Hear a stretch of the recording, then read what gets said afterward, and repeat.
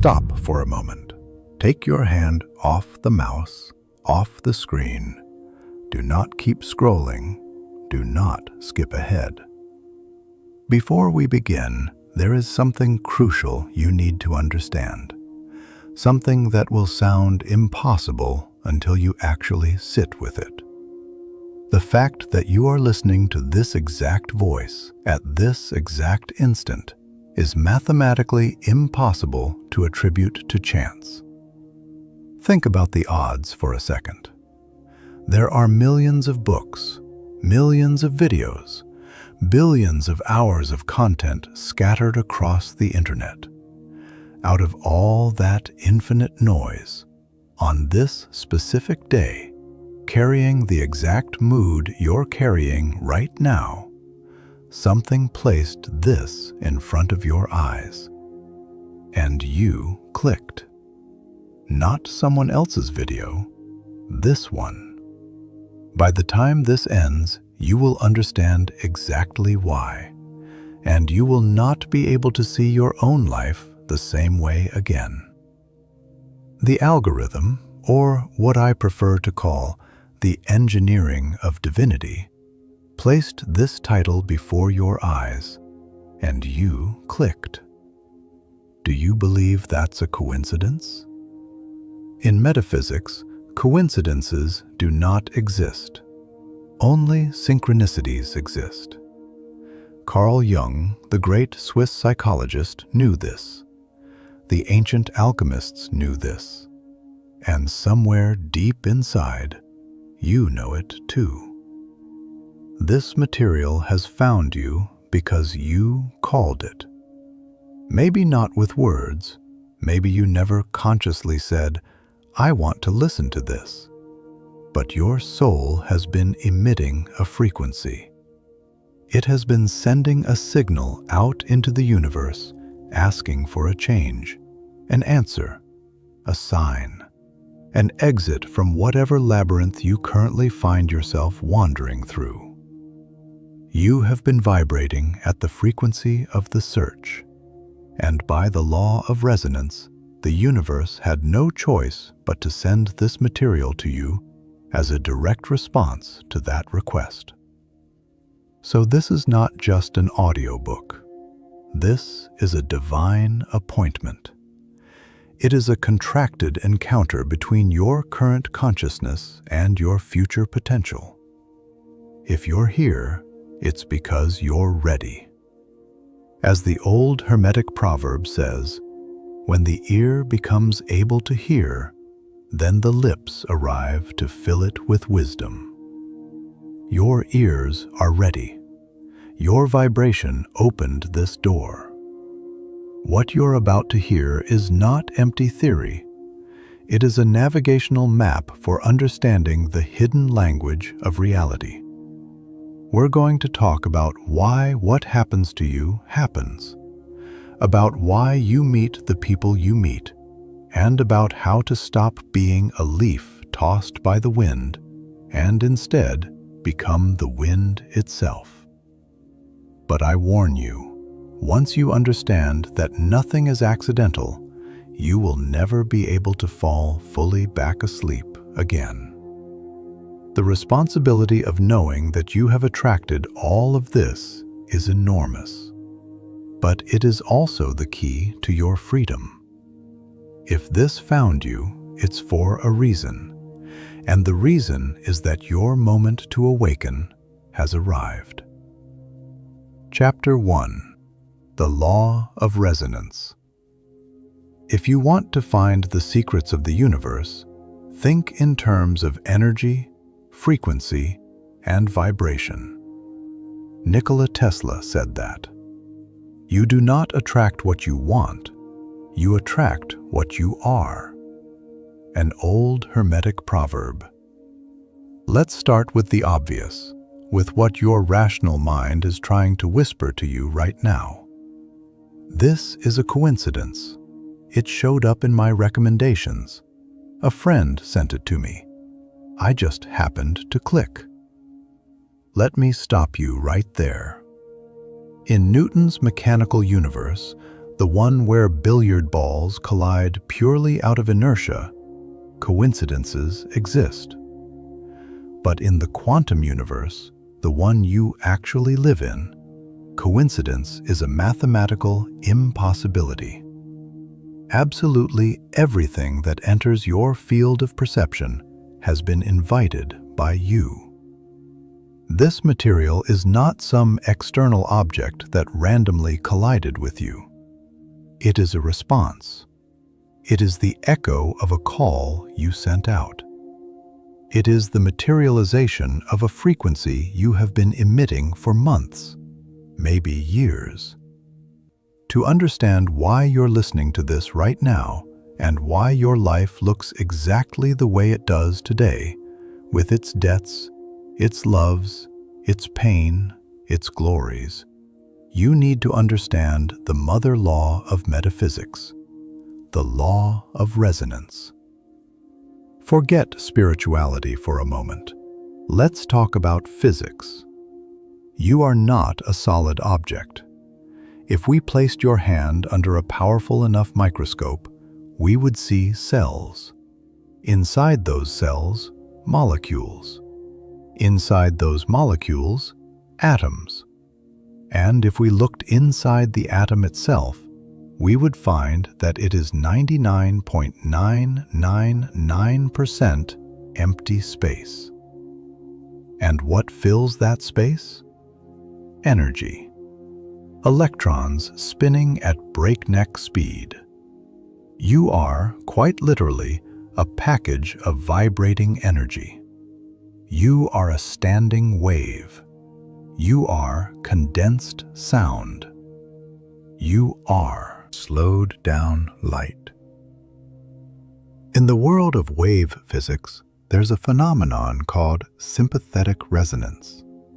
If you have two pianos in a room and you strike the C key on the first one, the C string on the second piano will begin to vibrate all on its own. Why? Because they share the same frequency. The C note from the first piano sends an invisible wave through the air. That wave passes through every other string on the second piano, D, E, F, all of them ignoring it completely, because it's not their language. But when the wave reaches the C string, that string recognizes it instantly. That's my song, and it begins to move. You are that piano. You live immersed in an ocean of waves. People, opportunities, books, accidents, money, illness, all of it moving through the air around you constantly. Most of those waves pass straight through you without ever touching you. But the ones tuned to your exact frequency make you vibrate. They find you. They stick to you. They enter your reality. That is precisely why this material found you. You have been emitting a very specific note lately. Maybe it's the note of searching for truth. Maybe it's the note of being exhausted from suffering. Maybe it's the note of spiritual ambition. Whatever the nuance, you struck the key, and the universe, acting as the second piano, responded by making this content vibrate directly into your reality. This isn't marketing.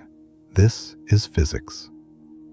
Think of yourself as a radio. If you're tuned to 98.5 FM, you'll hear classic rock. You cannot hear classical music on that same dial position. It's physically impossible. Classical music is playing on 104.1 FM at the exact same moment, crossing through your room right now. But your experience of reality depends entirely on where your dial happens to be set. If your internal dial is tuned to the frequency of victimhood, fear, complaint, scarcity, that is the only frequency you will ever pick up. You'll turn on the television and see nothing but terrible news. You'll walk outside and run into rude people. Unexpected bills will keep arriving, and you'll say, "How unlucky am I? This world is horrible." But the world isn't horrible. The world is infinite. It contains horror, and it contains beauty. It contains poverty, and it contains obscene wealth. All of it happening simultaneously. But you, with your dial locked onto Victim FM, can only decode the disaster signal. That $1,000,000 opportunity may have brushed right past your shoulder, and you never even saw it, because you and it were vibrating on completely different wavelengths. On the other hand, if you move your dial toward opportunity, everything changes. Not because the world itself changed, but because you changed channels. You start noticing lucky coincidences. People smile at you more. The perfect piece of content appears. This one, right now. Money starts to flow more easily. The skeptic will say, "Sure, that's just because you're more optimistic now." The metaphysician knows better. No, it's that you've changed your resonance. You're now compatible with a reality that used to be completely inaccessible to you. If this material is reaching you right now, it means something wonderful. Your dial has already moved.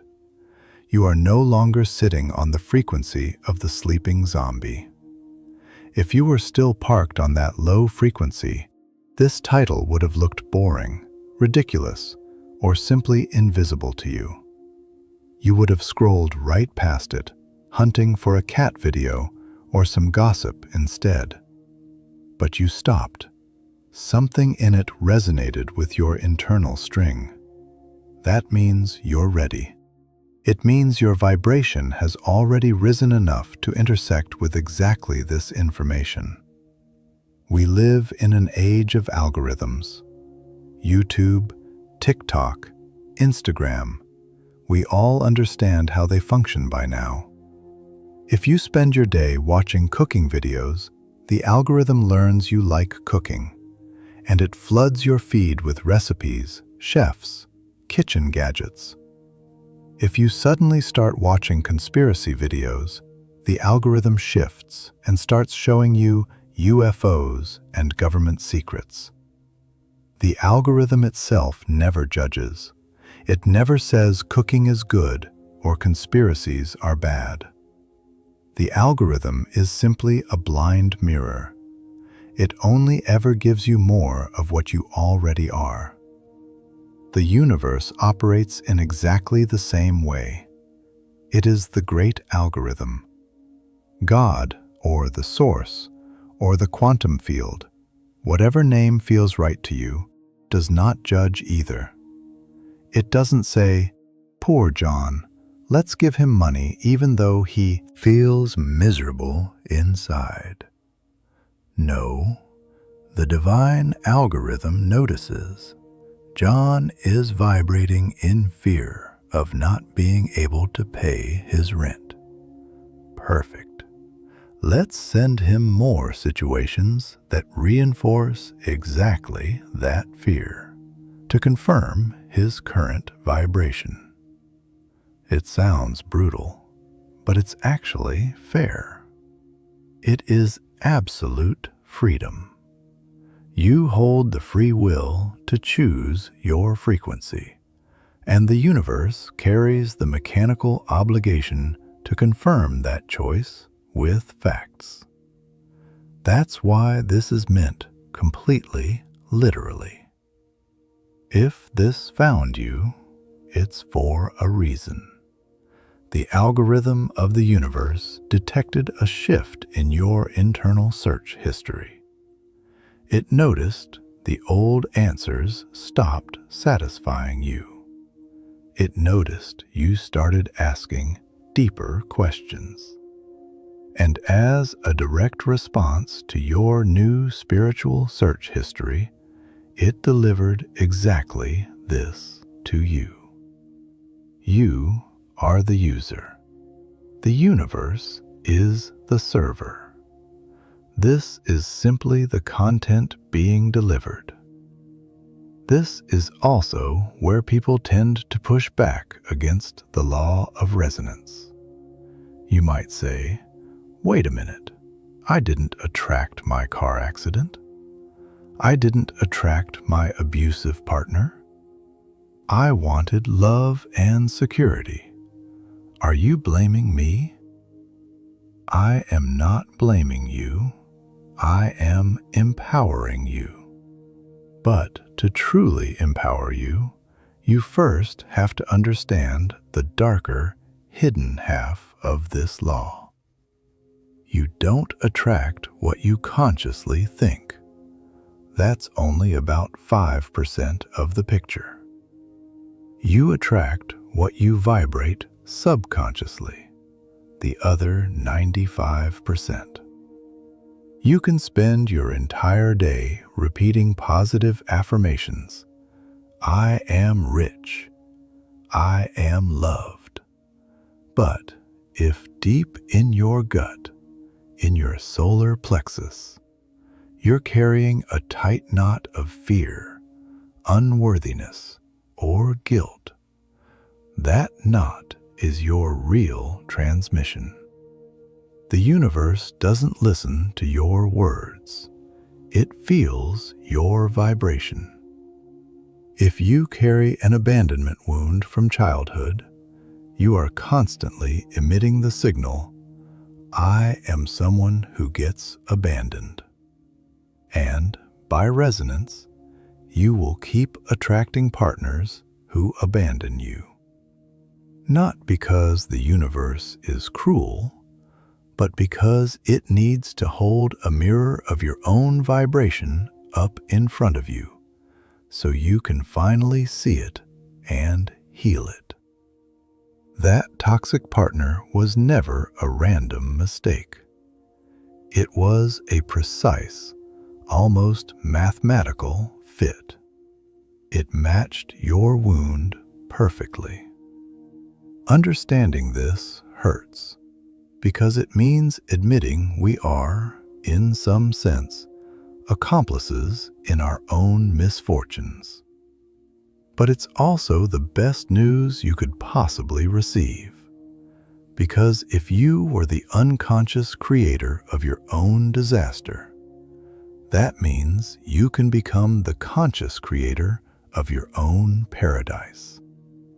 If the power to destroy your life lived inside you all along, the power to rebuild it lives there too. No one out there is doing anything to you. You are doing everything to yourself. Biological science backs this up as well. At the base of your brain sits a filter called the reticular activating system. Your brain receives millions of bits of information every single second. If you processed all of it consciously, you would go insane. The reticular activating system works like the doorman at a nightclub. Its job is to filter. It blocks out roughly 99% of incoming reality and only lets through what it considers important. And what does it consider important? Whatever you're currently focused on. The classic example: you decide you want to buy a red sedan. Before that decision, you never noticed that car on the road. Now that you want one, you step outside and suddenly see that exact red sedan everywhere. Were thousands of them manufactured overnight? No, they were always there. You were simply blind to them before because your filter screened them out. Now that you've tuned in to that frequency, your brain finally shows them to you. Apply that same mechanism to opportunity. Chances to get rich, to be happy, to find love. They are circling around you right now, crossing directly through your field of vision. But if your filter has been programmed with the belief life is hard, you will literally fail to see them. You have a genuine cognitive blind spot. The fact that this content managed to slip past your filter means something important. Your brain has already cracked the door open to new information. You have lowered your guard of skepticism just enough to let a little magic through. There's a side effect of raising your resonance that you need to know about in advance. As you begin to lift your vibration through books like this one, through meditation, through an honest search for truth, your old life starts to crumble. It's inevitable. Imagine you were once a triangular puzzle piece fitted snugly into a triangular hole. As your vibration changes, you slowly become a circular piece. You no longer fit. You start feeling uncomfortable around your old friends. Their conversations bore you or quietly irritate you. Your job starts to feel like a prison cell. Tension creeps into your relationship. This is called vibrational dissonance. What used to resonate with you now generates friction instead. A lot of people get scared right here. They panic. I'm losing my friends. Celebrate that instead. You're not losing anything of value. You're simply releasing dead weight. For the new to enter, the old has to leave first. If this material found you, there's a good chance you're currently sitting inside a moment of crisis, transition, or emptiness. There's a good chance you feel like you no longer belong inside your old life. Good. That discomfort is proof that you are growing. Your clothes feel tight because you've outgrown them. Don't shrink yourself back down just to fit into old fabric. Strip it off and go find new clothes instead. Most people live as the effect rather than the cause. The world happens to me. The weather makes me sad. My boss makes me angry. The economy keeps me poor. They are leaves blown around by the wind. This material exists to begin initiating you onto the path of becoming the cause instead. I happen to the world. I decide my vibration, and the world reorganizes itself around that decision. This shift doesn't happen overnight, but the first step is the radical recognition that you are here, reading this, right now. You pressed the button. You made the call. No one out there imposed this moment on you. It is your own soul using technology and circumstance to wake you back up. Let's run a quick test. Read these statements and feel your body's response, not your mind's, your body's. Notice whether you feel expansion, interest, excitement, curiosity, or whether you feel contraction, boredom, a cynical kind of rejection. I feel like there's something more to life than simply working, paying bills, and dying. I've had coincidences lately that feel too strange to be pure chance. I feel like I have a dormant potential I'm not currently using.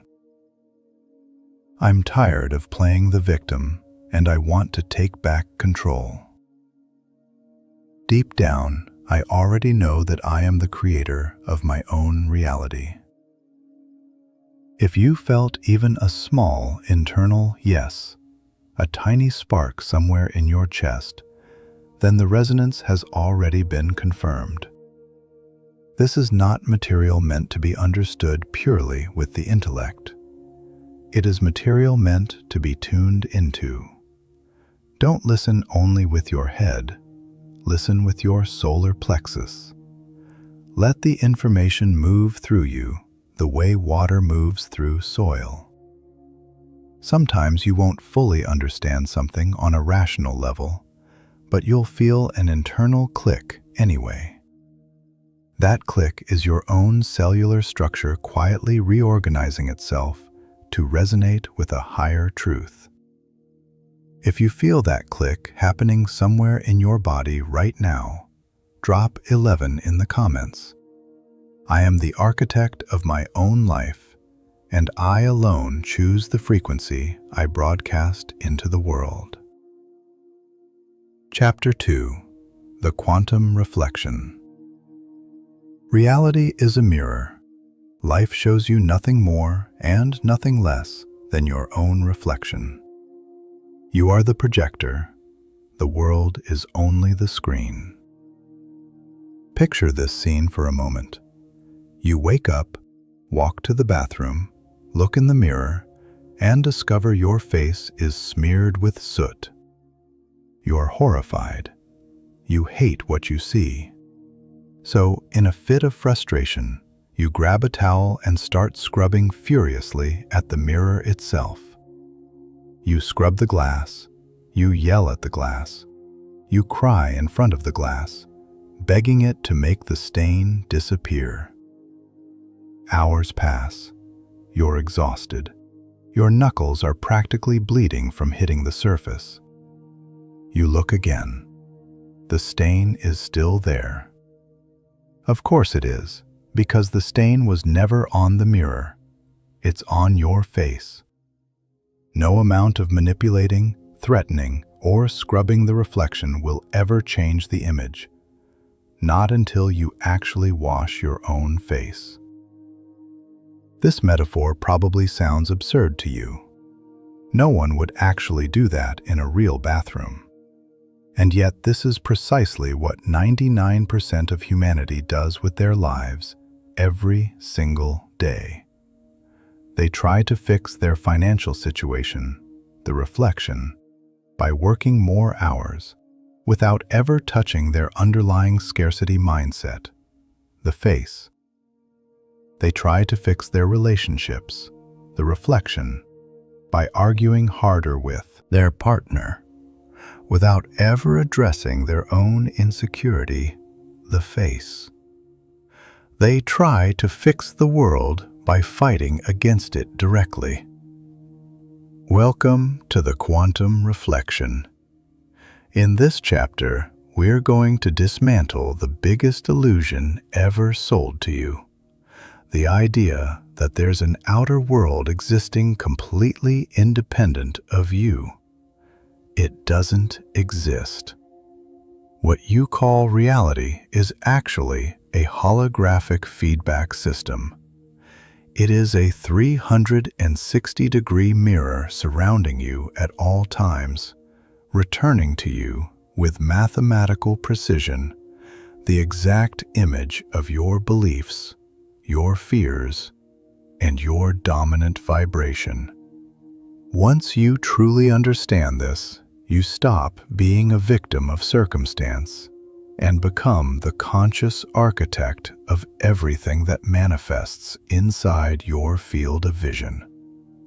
Let's use a movie analogy to understand the metaphysics behind this mirror. When you go to a theater, you sit down and look at the screen. If a monster appears in the film, you feel afraid. If the hero dies, you cry. But if you're paying close attention, you already know the screen itself is completely blank. It has no colors of its own, no stories of its own, no monsters of its own. The screen is neutral. The actual movie comes from a small device behind you, the projector. Light leaves the projector, passes through a roll of film, your beliefs and your subconscious programming, and lands on the screen. Your life works exactly the same way. The screen is the material world, your bank account, your house, your physical body. It is neutral, plastic matter waiting to display whatever comes through. The projector is your consciousness, your mind, your heart, your focus. The movie itself is your internal patterns, whatever you currently believe is true about yourself and about the world. If your bank account is empty, that's never really a problem with the screen, the economy, or the government. It means you're currently running a film reel labeled scarcity through your own projector. And while that reel keeps spinning, you can change apartments, change countries, change jobs, but the exact same movie will keep playing wherever you go. Have you ever noticed people who switch partners constantly, but somehow always end up living the exact same drama over and over? They say, all men are the same, or all women are the same. No, the people are different. Your projector is the same. So you unconsciously cast whatever new person enters your life into the role your existing script needs them to play, to confirm your story of betrayal or abandonment, or whatever wound keeps repeating. Most people spend their entire lives trying to fix the screen. They shoot at the screen. They scream at the screen. The true metaphysical master leaves the screen completely alone.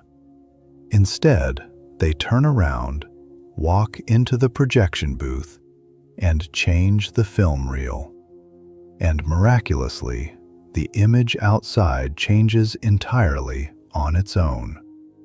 Quantum physics handed us a deeply unsettling discovery known as the observer effect.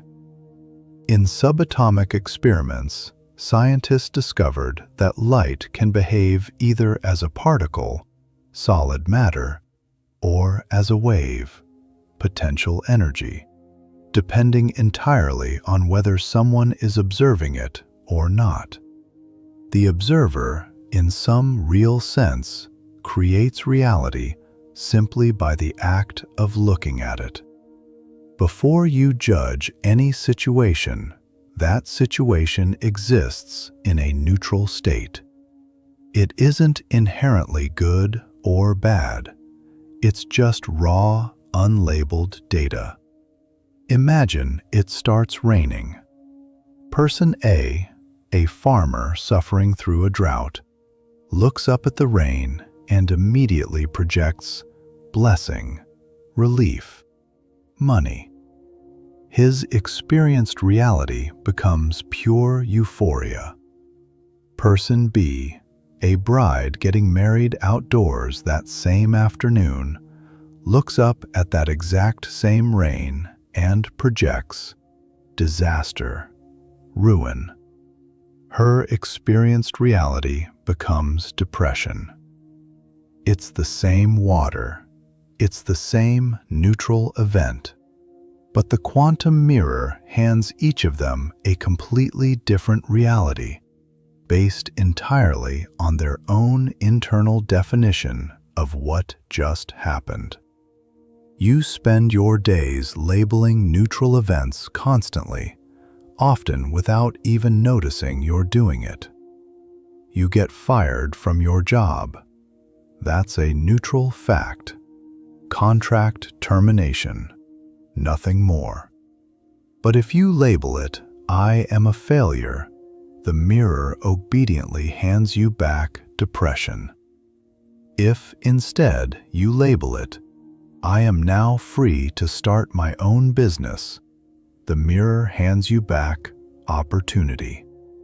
The mirror has no opinion of its own whatsoever. It simply says yes. If you insist the world is dangerous, the mirror says, "Yes, it is." And here are 3 crime stories to prove your point. If you insist the world is kind, the mirror says, "Yes, it is. And here's a stranger who just held the door for you." The mirror is an endlessly faithful servant that will never once contradict you. By mastering your own labels, you master the reflection the world keeps handing back to you. This is exactly where most people quietly abandon metaphysics altogether. You'll tell yourself, "Okay, I get it. I'm going to start thinking I'm rich starting today." Done. Then you check your bank account a week later, and you're still in the red. This is a lie, you tell yourself. Calm down. We live inside a dense dimension. Matter carries real weight.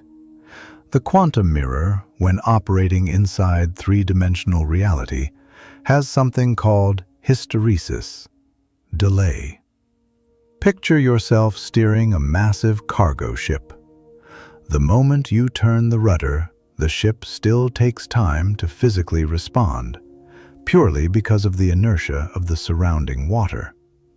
Or think about starlight. The light reaching your eyes from a distant star may have left its source 1,000 years ago. The star itself may already be dead, but its light is still arriving, simply because light takes time to travel. Your current reality is essentially that dead star's light. Your life today, your finances today, your body today are the direct result of thoughts and vibrations you were broadcasting 6 months or a year ago. It's old light. It's the echo of your own past. If you start changing your inner projector today, choosing to think abundance, the outer screen will not change instantaneously. You have to hold the new image steady while the old reality finishes dissolving in its own time. This stretch is sometimes called the Valley of the Shadow, the gap between the moment your mind changes and the moment your matter catches up. Most people start thinking positively on a Monday, check their results by Wednesday, see that nothing visible has shifted yet, get frustrated, and slide straight back into negative thinking. They interrupt the process exactly when the mirror was beginning to turn. You have to learn to ignore the current reflection while you patiently build the new one. You walk through your currently modest house feeling rich anyway, knowing the lack you still see around you is only the residue of your old self finishing its slow fade, and that real abundance is already somewhere on its way, traveling down the pipeline of time. This next teaching is one of the hardest to swallow. The mystic Neville Goddard once said, "Everyone is you, pushed out." The people surrounding you in your life don't actually carry total independent free will inside your personal reality. They act, often unconsciously, according to a script your own subconscious has written for them. You hand them roles. If you carry a deep insecurity, a belief that you are not worthy of love, you will, without ever meaning to, pressure your partner into treating you coldly or into being unfaithful, simply to confirm that underlying belief. That same partner might be a genuinely wonderful person with everyone else in their life, and somehow still become a completely different person around you. Why? because you've handed them the script, and by resonance, they end up performing it. This explains something important. The moment you radically change your own self-concept, the moment you begin to truly love and respect yourself, the people around you are suddenly left with only two options. 1. They change. Almost overnight, they start treating you with a respect you never even had to ask for. Or 2. They leave. Since they can no longer convincingly play the role of abuser inside your newly self-respecting story, they simply vibrate themselves right out of your reality. Trying to change people directly is exhausting and ultimately useless. No one changes purely because you ask them to. People change when you stop needing them to play the old role at all. If you want to be loved, love yourself first. If you want to be valued, value yourself first. The mirror has no other choice. If you smile, the reflection has to smile back. It physically cannot stay serious. It's simply a law of optics. By changing the source, you force the reflection to follow along, with zero external effort required on your part.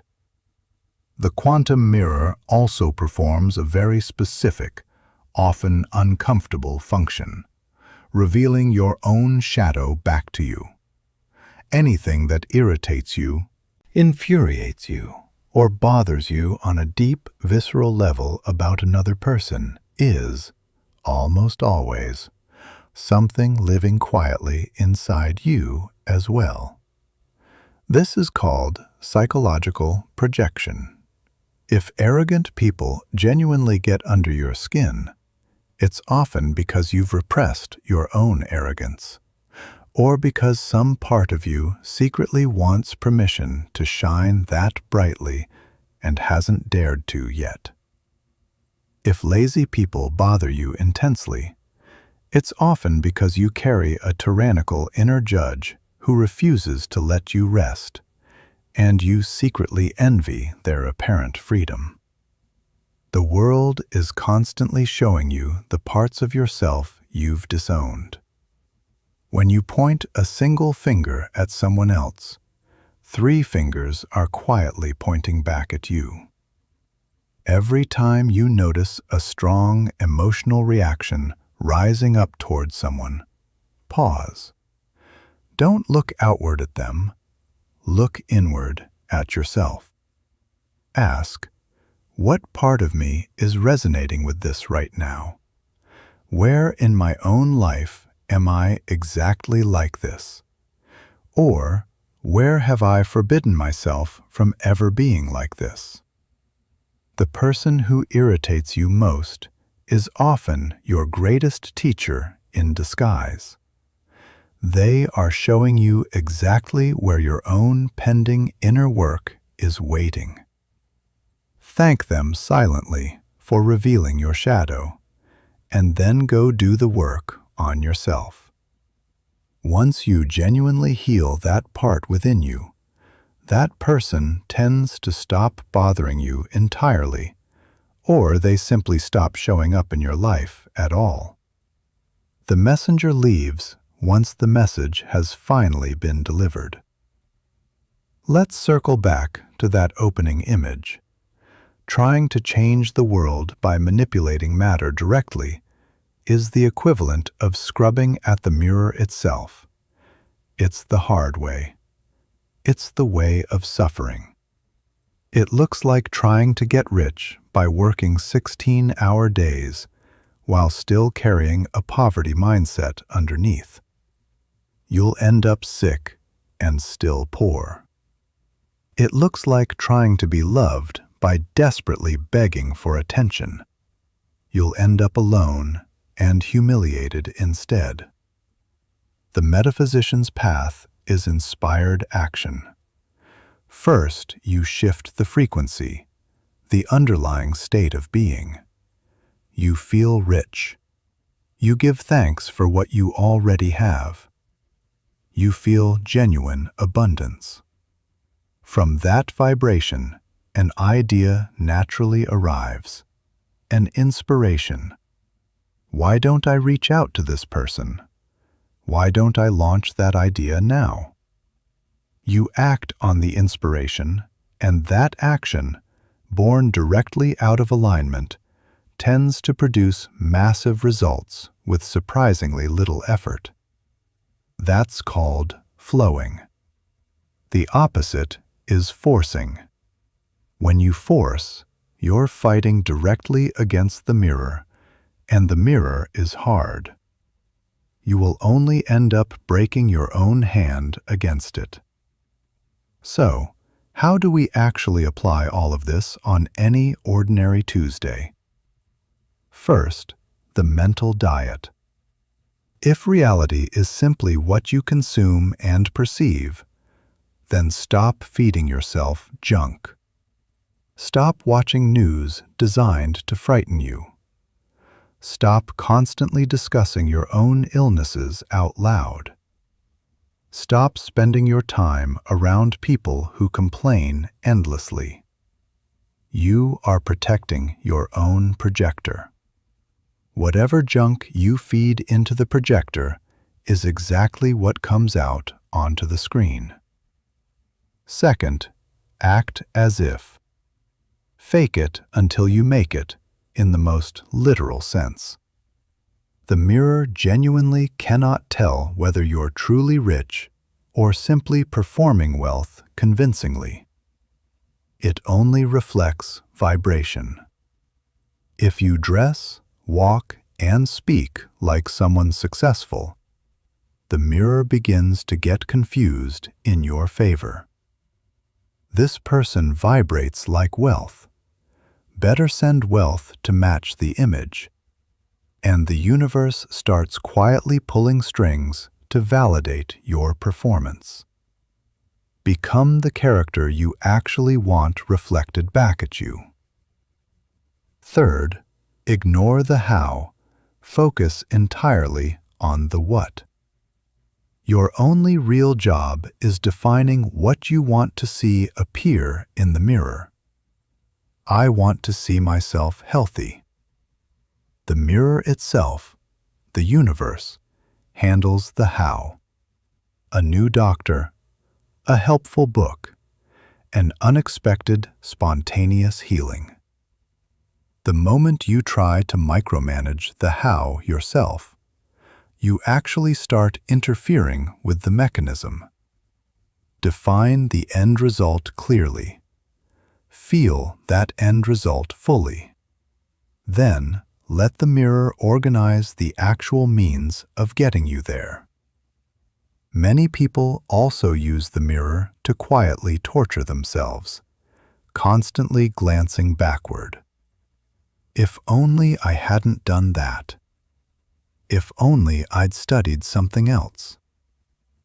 The rearview mirror in a car is small for a very good reason. You're simply not meant to be heading in that direction anymore. Understand this clearly.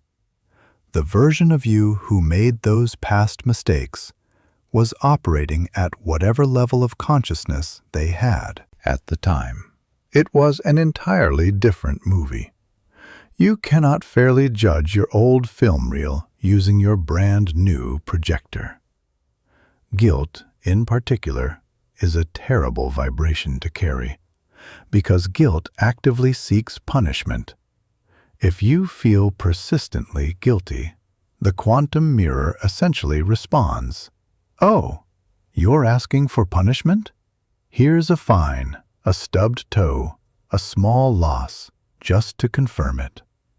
Forgive yourself, not out of some abstract sense of morality, but out of pure pragmatic intelligence.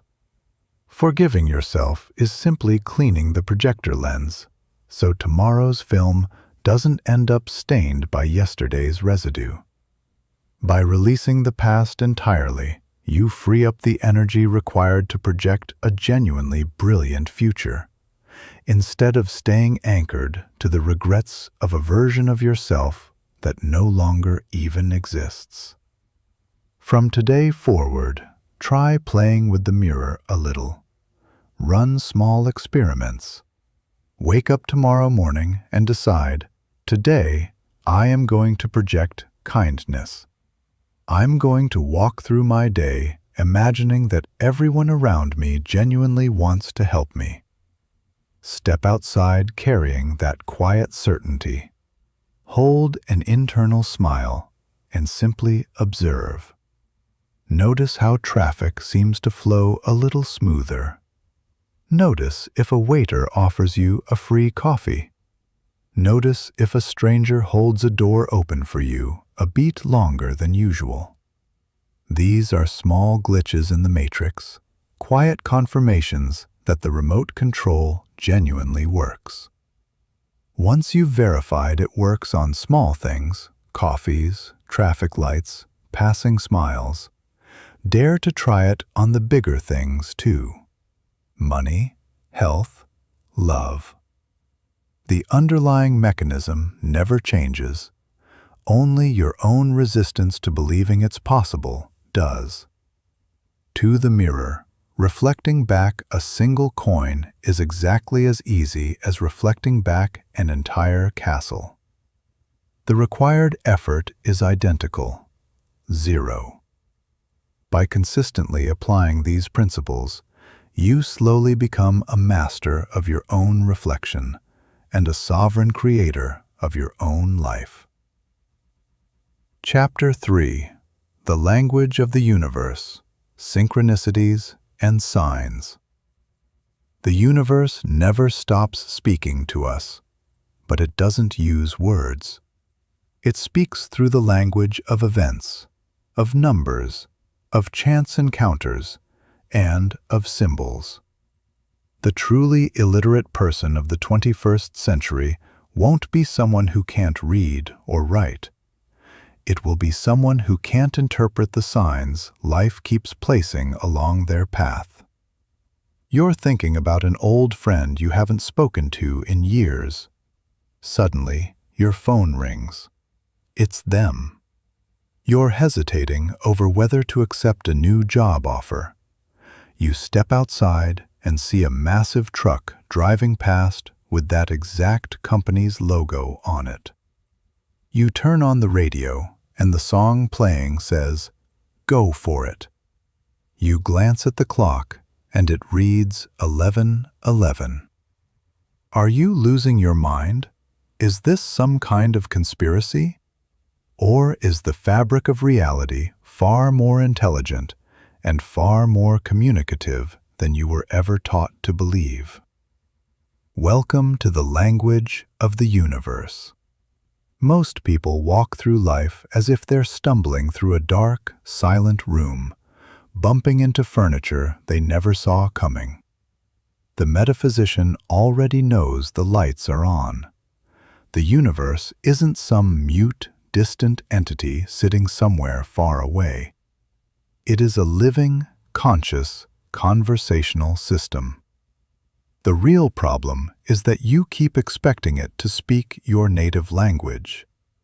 You expect a booming voice of thunder to descend from the sky and announce, "Accept the job, it'll work out fine." That almost never happens. Instead, it speaks in symbols. In this chapter, we're going to teach you the grammar of this sacred language, so you can stop walking blindly and start having an actual, fluid dialogue with your own destiny. So what exactly is a synchronicity? The term itself was coined by Carl Jung to describe a deeply meaningful coincidence, a moment when an internal event, a thought, a dream, an emotion, lines up with an external event without any obvious logical cause connecting the two, yet carrying deep personal meaning anyway. It's a bridge between your mind and the outer world. The classic story goes like this. Jung was treating an extremely rational, rigid, and difficult patient. One session, she was describing a dream in which she had been given a golden scarab beetle. At that exact moment, Jung heard a soft tap against the office window. He stood up, opened it, and caught an insect that had just struck the glass. It turned out to be a rose chafer beetle, the closest local equivalent to a golden scarab. Jung simply handed her the beetle and said, "Here is your scarab." That single moment shattered her rigid rationality completely. Her logical defenses collapsed, and her healing process finally began. That is a synchronicity. It's a wink from the universe. It's the matrix quietly telling you, "I'm listening to you. We are connected. You are not alone." Synchronicities tend to show up most often during moments of change, crisis, or spiritual awakening. They're confirmations that you're currently in the flow. As your vibration rises, synchronicities increase. When you're disconnected, they tend to vanish almost entirely. Let's talk about repeated numbers, sometimes called the binary code of God. Why do so many people keep seeing the same numbers over and over? 1111, 222, 333, 444. Is it just suggestion? In sacred numerology and metaphysics, numbers are considered pure vibration. Seeing repeated numbers is a bit like spotting a glitch in the matrix, a quiet sign of alignment showing up in your life. 1111 is often called the awakening, the activation code. It suggests an energetic portal has opened, that your thoughts are currently manifesting at unusually high speed. It's a reminder, wake up, pay close attention to exactly what you're thinking right now. 222 represents balance. Everything is fine. Keep planting your seeds, be patient, trust the process. 333 suggests the presence of higher guidance. You are not alone. Your higher self or your guides are close by. It's a number associated with protection. 444 points to foundations. You're building something solid. It's a sign of support. 555 signals an approaching sudden change. Prepare yourself. This is transformation arriving. 666 is often misunderstood. It simply suggests you've become a little too focused on material concerns lately. 777 is associated with luck and magic. You're on a genuine streak, fully aligned with your deeper purpose. Don't get too obsessive over dictionaries of fixed meanings, though. What actually matters most is the feeling underneath. When you glance at 1111, do you feel a small shiver, a brief sense of magic? That feeling is the real signal. The number itself is just the trigger. The universe is also perfectly capable of hijacking technology to speak directly to you. Have you ever silently asked a question into the air, then turned on the radio or hit shuffle on your playlist, and the very next song answered you almost word for word? That's not coincidence. Remember, your devices respond to electromagnetic impulses, and your mind exists within that same underlying field. It's remarkably easy for universal intelligence to nudge a shuffle algorithm toward track 42 instead of track 15. Try this as a practical exercise. Ask a clear question. Universe, should I call this person? Then hit shuffle on your music and listen closely to the very first line of whatever plays. Sometimes the answer arrives literally, sometimes metaphorically. Learn to trust this sacred little technology. The ancients used bones or tarot cards. We happen to have Spotify. The underlying mechanism is identical. Chance doesn't exist. It's simply consciousness ordering apparent chaos into a message. Pay attention to totem animals too, nature's own messengers. Nature is the direct physical expression of the divine. Animals carry no ego whatsoever. They remain permanently connected to the source. That makes them excellent natural messengers. If you happen to spot a hawk perched on your city balcony, that's not exactly normal. That's a sign worth noticing. A butterfly often represents deep transformation. You're shifting from caterpillar into something with wings.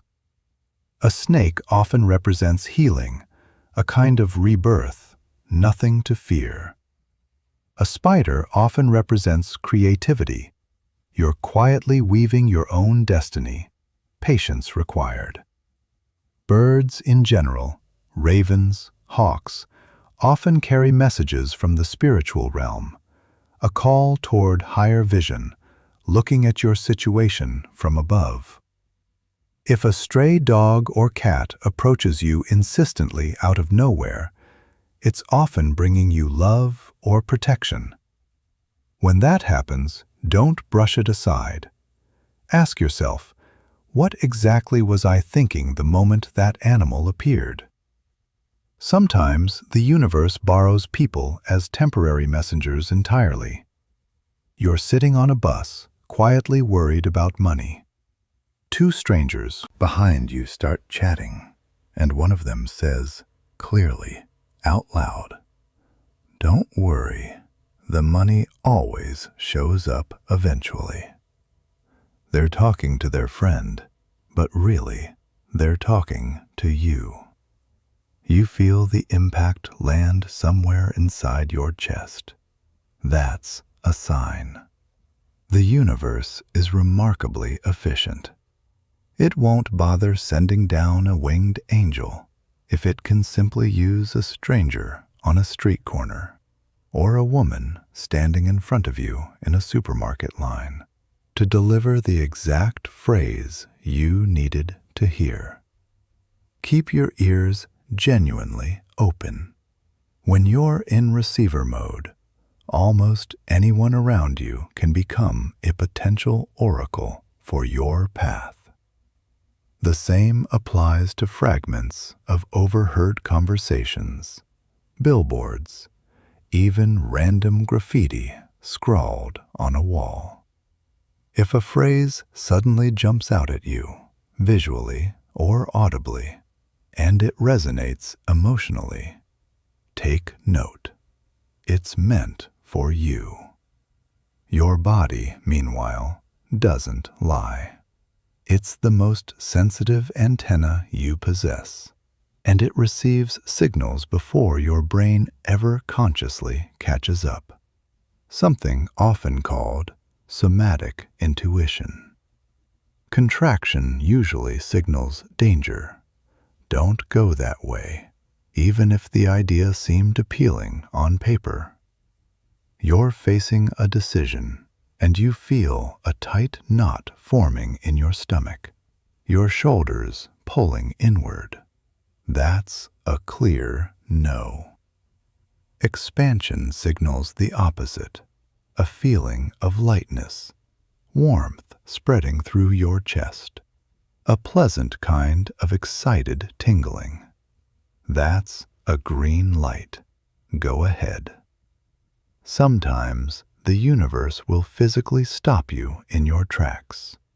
You're about to take a trip that genuinely doesn't suit you, and suddenly you develop an unexpected fever or twist your ankle right before the date you are dreading.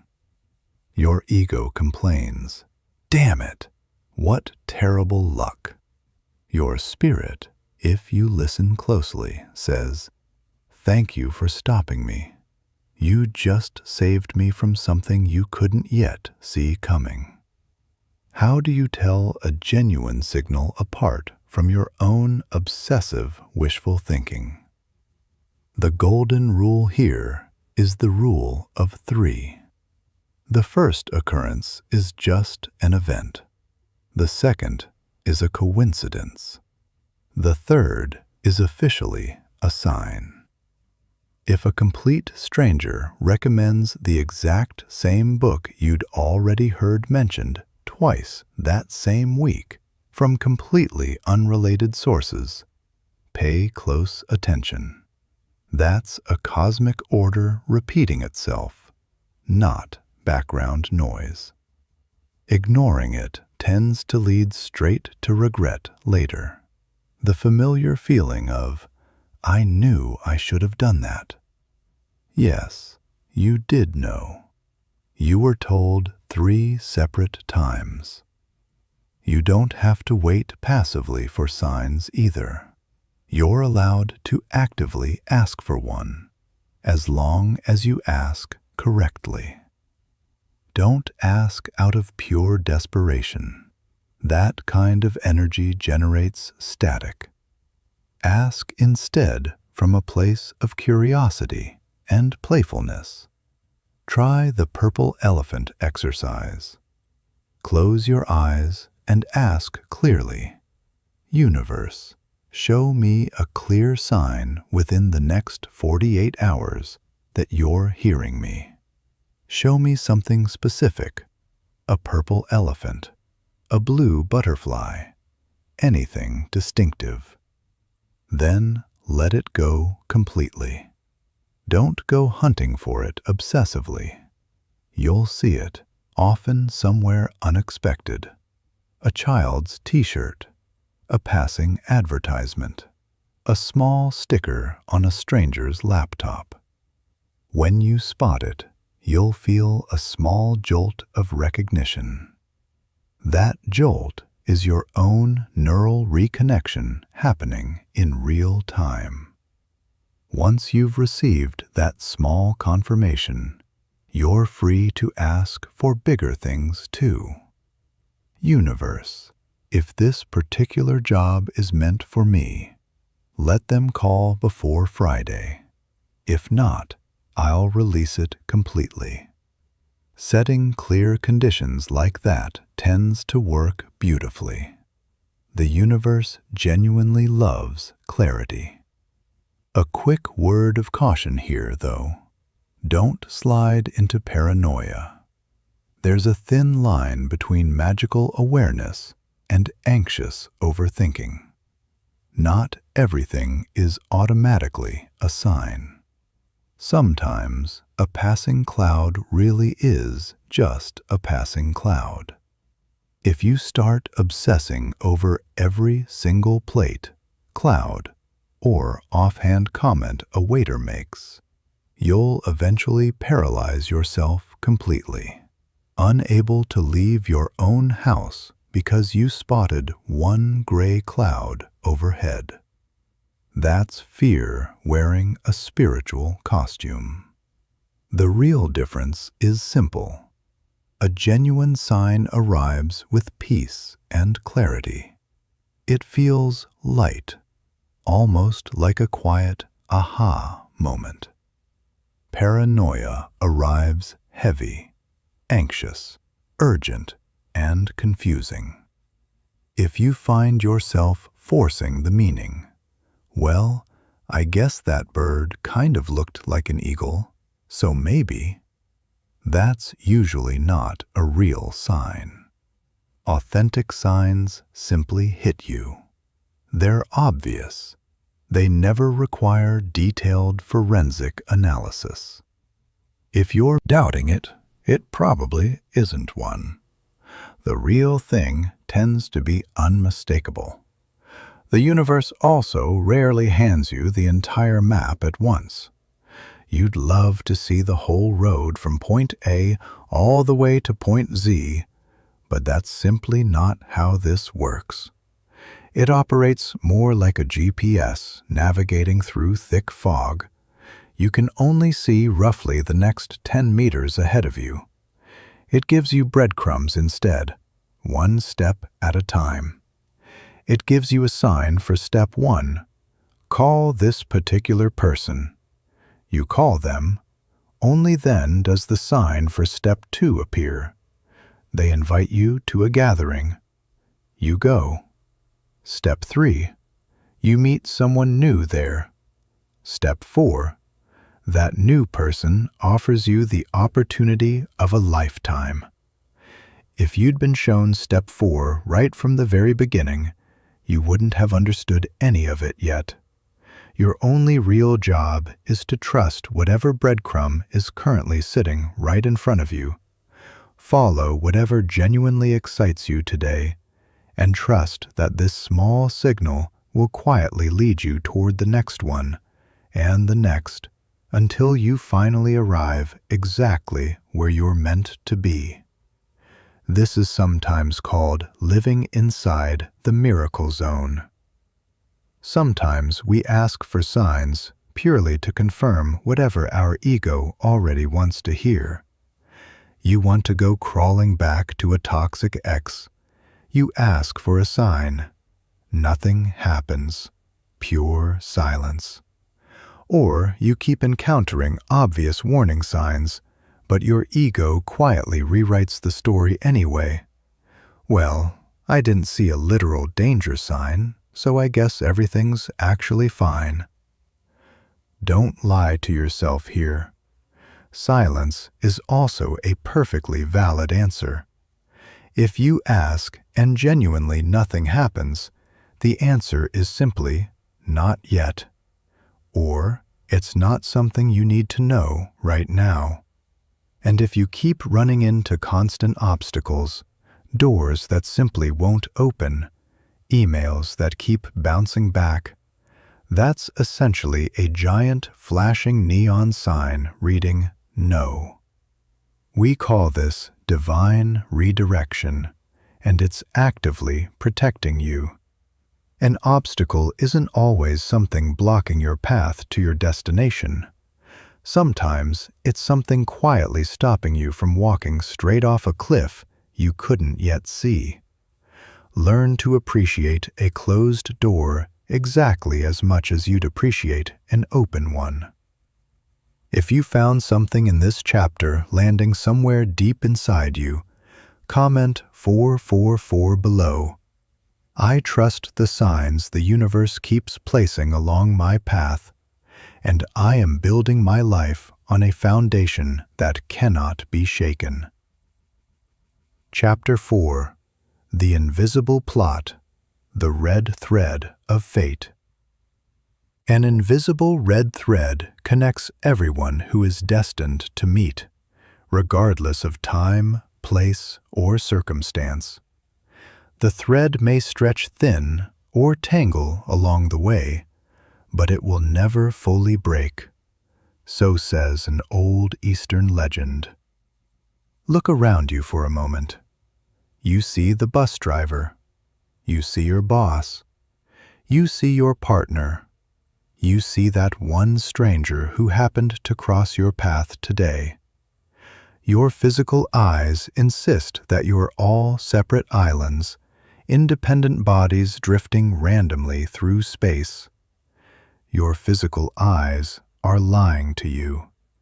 If you could see with spiritual vision, a kind of energetic X-ray, what you'd witness would genuinely take your breath away. You'd see there are no truly empty spaces between people at all. You'd see a luminous, intricate, perfectly woven network of threads connecting heart to heart, plexus to plexus. You'd realize that stranger who smiled at you earlier today didn't do it purely by chance. An invisible thread vibrated and gently compelled them to look your way, delivering you a small dose of hope you happened to need that exact day. You'd also see that the person who broke your heart 5 years ago wasn't some random villain who wandered into your story. They were an actor, quietly hired by your own soul, specifically to teach you how to love yourself. Welcome to the Invisible Plot. In this chapter, we're going to explore the social engineering behind fate itself. We'll come to understand that your entire contact list is really a map of sacred coordinates. No one enters your life without some kind of invitation.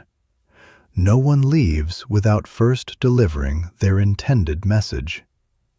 Every encounter, however brief, is a cosmic appointment of some kind. In ancient Vedic philosophy, there's a beautiful metaphor called Indra's net. Picture an infinite silk net stretching out in every direction imaginable.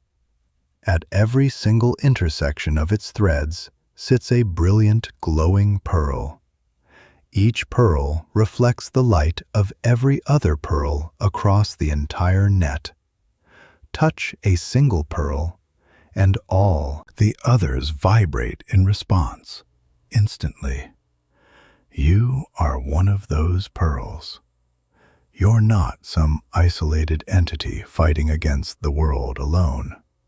You are a node inside a vast network of consciousness. This explains why sometimes you think of someone, seemingly out of nowhere, and that exact person calls you minutes later. It's not magical telepathy. It's network physics. You're connected through a filament of the larger plot. When you move, think, or feel something strongly, you send an impulse traveling along that thread, and it reaches the other end. Understanding this fully eliminates existential loneliness. You have genuinely never been alone. It is, quite literally, impossible to be truly alone. Even stranded on a deserted island, you remain energetically connected to the entirety of the human species. Your thoughts affect the collective, and the collective affects you right back. This network is deeply intelligent. It constantly reorganizes itself to bring you exactly the people you need for your next stage of growth. Sometimes it brings you a teacher, sometimes a lover, sometimes, painfully, an executioner of sorts. But the net is never wrong about its deliveries. Here's where we step onto deeper ground. Metaphysics suggests that before incarnating into this physical body, your soul made certain contracts. Picture it as a planning meeting held before a play begins. You said, in this lifetime, I want to learn about forgiveness. Another soul, a close spiritual friend, raised their hand and offered, I'll help you with that. I'll come down to earth and betray you. I'll do something genuinely terrible to you, so you finally get the chance to learn what real forgiveness actually feels like. You said, thank you. This will be difficult, but let's do it anyway. Then you were both born, the agreement quietly forgotten beneath the veil of oblivion, and you eventually met inside ordinary physical life. That person betrays you. You suffer. You hate them for it. But on a soul level, they were simply fulfilling an old promise. They played the villain so you could play the hero who learns to forgive. This radically reframes how you might view your own resentment. That absent father, that partner who scammed you, that toxic ex who shattered your trust. What if they were never actually your enemies? What if they were, in some strange sense, your own spiritual trainers? A weight trainer adds resistance, makes you sweat, makes your muscles genuinely ache. If you didn't understand it was training, you'd assume the trainer simply hated you, deliberately crushing you under unnecessary weight. But they're adding that weight specifically to strengthen you. Difficult relationships function as the gym of the soul. Looking back honestly, you'll likely notice your greatest leaps in personal growth arrived directly after your most painful relational wounds. That person pushed you off a cliff specifically so you'd be forced to grow wings on the way down. Honor the role they played, and then, if it's truly necessary, let them go. There's an old Asian legend about this exact red thread of fate. The gods are said to tie an invisible red thread around the little finger of anyone destined to meet. The legend is most commonly applied to romantic soulmates, though it isn't limited to romance at all. It can apply to anyone crucial to your unfolding story. The thread carries genuinely magical properties. It's elastic, capable of stretching infinitely without snapping. You could be living on opposite continents, and it still wouldn't break. It's also timeless. It might take 20 years to finally bring that person into your path, but the meeting will happen regardless. No matter how far you run or how well you hide, the thread will eventually pull you toward that meeting. Have you ever met someone and immediately felt an odd sense of familiarity? That quiet feeling of, oh, it's you. You finally got here. No awkwardness, no need to perform or pretend, like slipping into an old, comfortable pair of shoes. That's the red thread tightening. The recognition that this person already existed somewhere inside your system, long before you ever physically laid eyes on them. Some of these people stay in your life forever. Others stay for only a month. The duration of the contract has nothing to do with the importance of the encounter itself.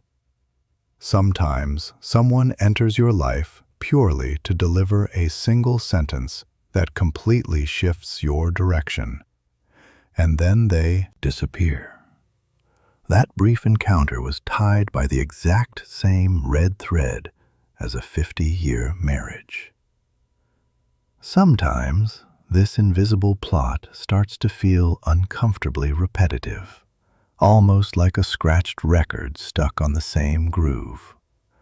Why do I always end up with alcoholic partners? Why do I always wind up working for tyrannical bosses? Why do my friends always seem to envy me no matter what I do? If the universe keeps sending you the exact same type of person, wearing different faces and different names, that isn't bad luck. It's a fractal pattern. The universe behaves like an extremely strict pedagogical school.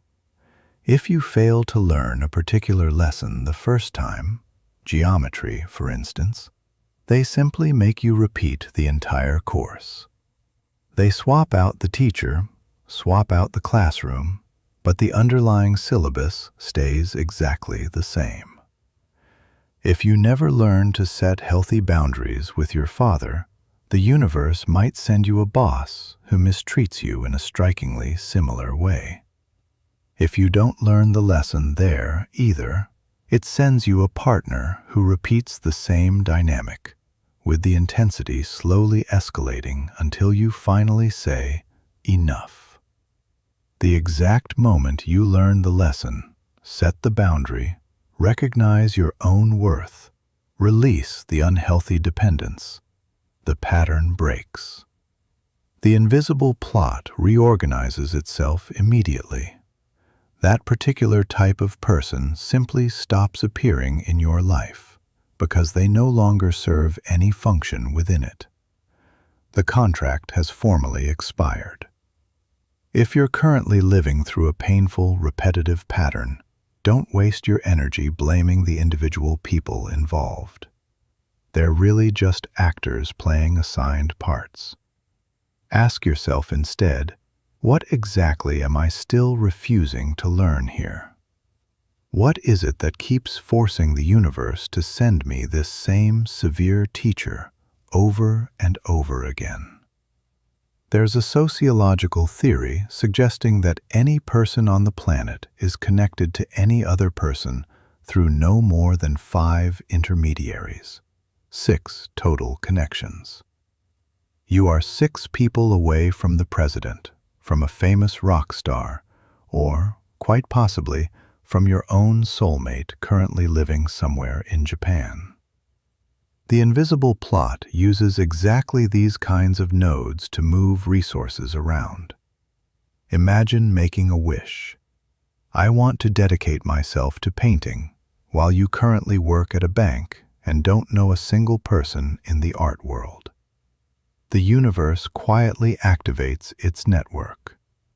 First, you meet a new client at the bank. That client happens to have a sister. That sister happens to attend a yoga class. In that yoga class sits the owner of an art gallery.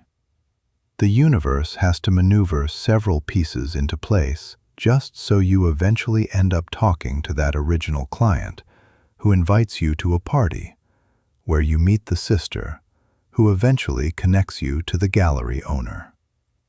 Sometimes, what looks like a frustrating coincidence is actually an extremely complex logistical maneuver playing out behind the scenes. You miss your bus, you get irritated, you're forced to wait an extra 20 minutes at the stop. In those exact 20 minutes, the person holding the key to your next level happens to walk up to that same bus stop.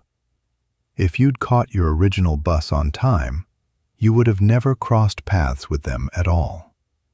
What you initially labeled bad luck was actually the invisible plot quietly course-correcting, aligning you with a crucial node you couldn't have predicted. Not everyone inside this larger network carries the same resonance with you specifically. There's a select group of souls who vibrate at almost exactly your frequency. Some people call this your soul tribe or your soul family. They're not necessarily your biological relatives, though sometimes they are. They're simply the people who seem to speak your particular language without needing many words at all. Around them, you never have to explain yourself excessively. They understand your jokes instantly. They understand your pain without lengthy explanation. They understand your particular brand of madness and somehow love you more for it. Being around them recharges your energy instead of slowly draining it. A single burning coal, pulled out of the fire and left completely alone, eventually goes out. Placed back beside other burning coals, it blazes with renewed strength. You are that coal. If you're constantly surrounded by people vibrating at a low frequency, endless complaints, persistent fear, heavy materialism, you will eventually burn out too. It's simply a physical law. You need to actively seek out your tribe. How? By openly emitting your true signal. Be authentically yourself, and they'll see you from a distance and naturally gravitate closer. Pretending to be someone else, specifically to fit in with conventional crowds, will only repel your actual tribe, since you're currently wearing a costume they can't recognize you through. Be a little strange. Be fully yourself. And the wonderfully strange people who match your frequency will eventually find their way to you. There's also an important nuance regarding cutting energetic ties versus genuinely untying them. Modern spirituality talks constantly about cutting ties with toxic people, visualizing scissors slicing through some invisible cord. Sometimes that's genuinely necessary, but there's a subtlety worth understanding. If you cut a tie purely out of rage, you haven't actually cut anything at all. Hatred binds you almost as tightly as love does. If you still hate your ex, you remain firmly tied to them, continuing to feed them your own energy without realizing it. True liberation isn't found in cutting, it's found in untying. Untying means genuinely understanding, forgiving, and releasing. It means looking directly at that person and saying, internally or out loud, "I understand the role you played in my story. Thank you for the lesson it taught me. I release you from any obligation to hurt me further, and I release myself from any obligation to keep suffering because of you." The contract has officially ended. When you do this from a place of real neutrality, rather than suppressed anger, the thread genuinely dissolves. The person either disappears from your life naturally or stays, but completely loses their ability to affect you. They simply become irrelevant. As long as a strong emotional reaction remains, karma remains active too. Once compassionate indifference, true detachment, settles in instead, the karma resolves itself completely. This same mirror effect shows up constantly inside relationships specifically, often where it hurts the most. If you're carrying deep insecurity, the plot will likely connect you with someone struggling with jealousy, because their jealousy directly mirrors your own underlying insecurity. They're really just two sides of the exact same coin. Fear. If you tend to play the rescuer, always trying to fix broken people, the plot will keep connecting you with victims and emotionally wounded partners. You fit together like a key sliding into a lock. But that particular relationship tends to be painful regardless. To break that specific dynamic, one of you has to genuinely change shape. If you personally stop playing rescuer and redirect that energy back toward yourself instead, the other person is left with only two real options: mature and stop playing victim, or go searching for a different rescuer willing to keep playing their game. Either way, you become free. No one can keep playing a game with you if you simply refuse to move your assigned piece anymore. Don't waste energy trying to directly change other people. Change your own role inside the play instead. Change your own frequency. Many people wonder, if this red thread genuinely exists, why am I still alone? Where exactly is my partner? The thread does exist, but it can become tangled or left without enough tension to actually pull. You might be unconsciously blocking the meeting yourself. How? By operating purely from a place of lack. If you mentally scream, "I desperately need someone," you're emitting a vibration centered on, "I don't currently have." The plot responds accordingly, often by handing you even more loneliness, simply occupying the available space. If your current life is already crowded with people who don't truly fulfill you, there's genuinely no remaining room for someone new to enter.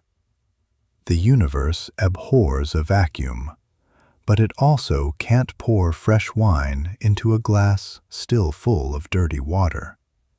You have to empty the glass first, releasing lukewarm relationships specifically to create space for something far warmer.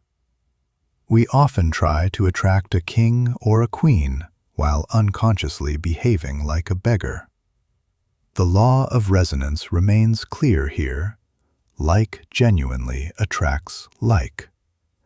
If you want a stable partner, you first have to become a stable person yourself. Or, at the very least, vibrate convincingly in that direction. Stop hunting for the right person out there.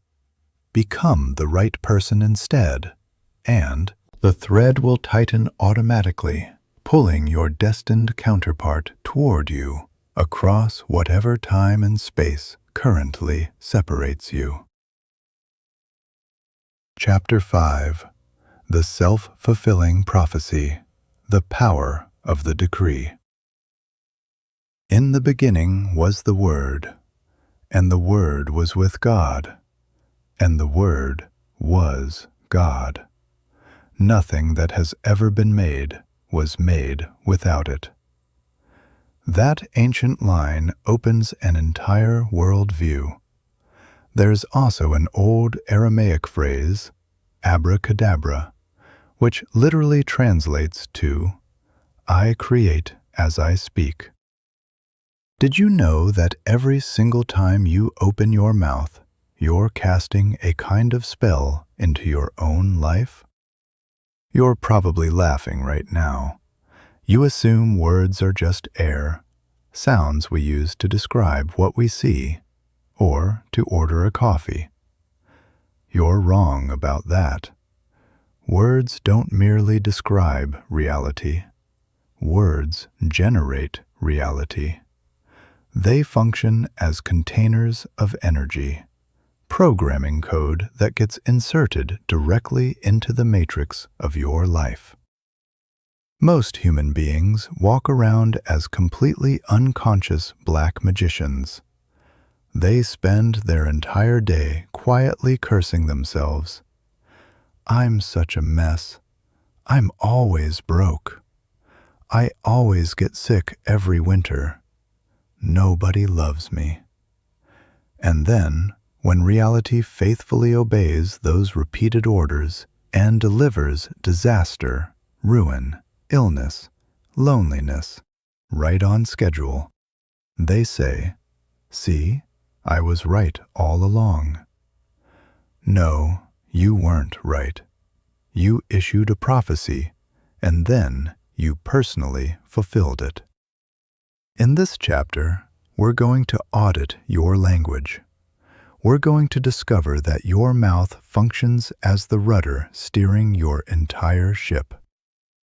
If your ship keeps heading straight toward the rocks, it's because you, the captain, keep shouting those exact orders out loud.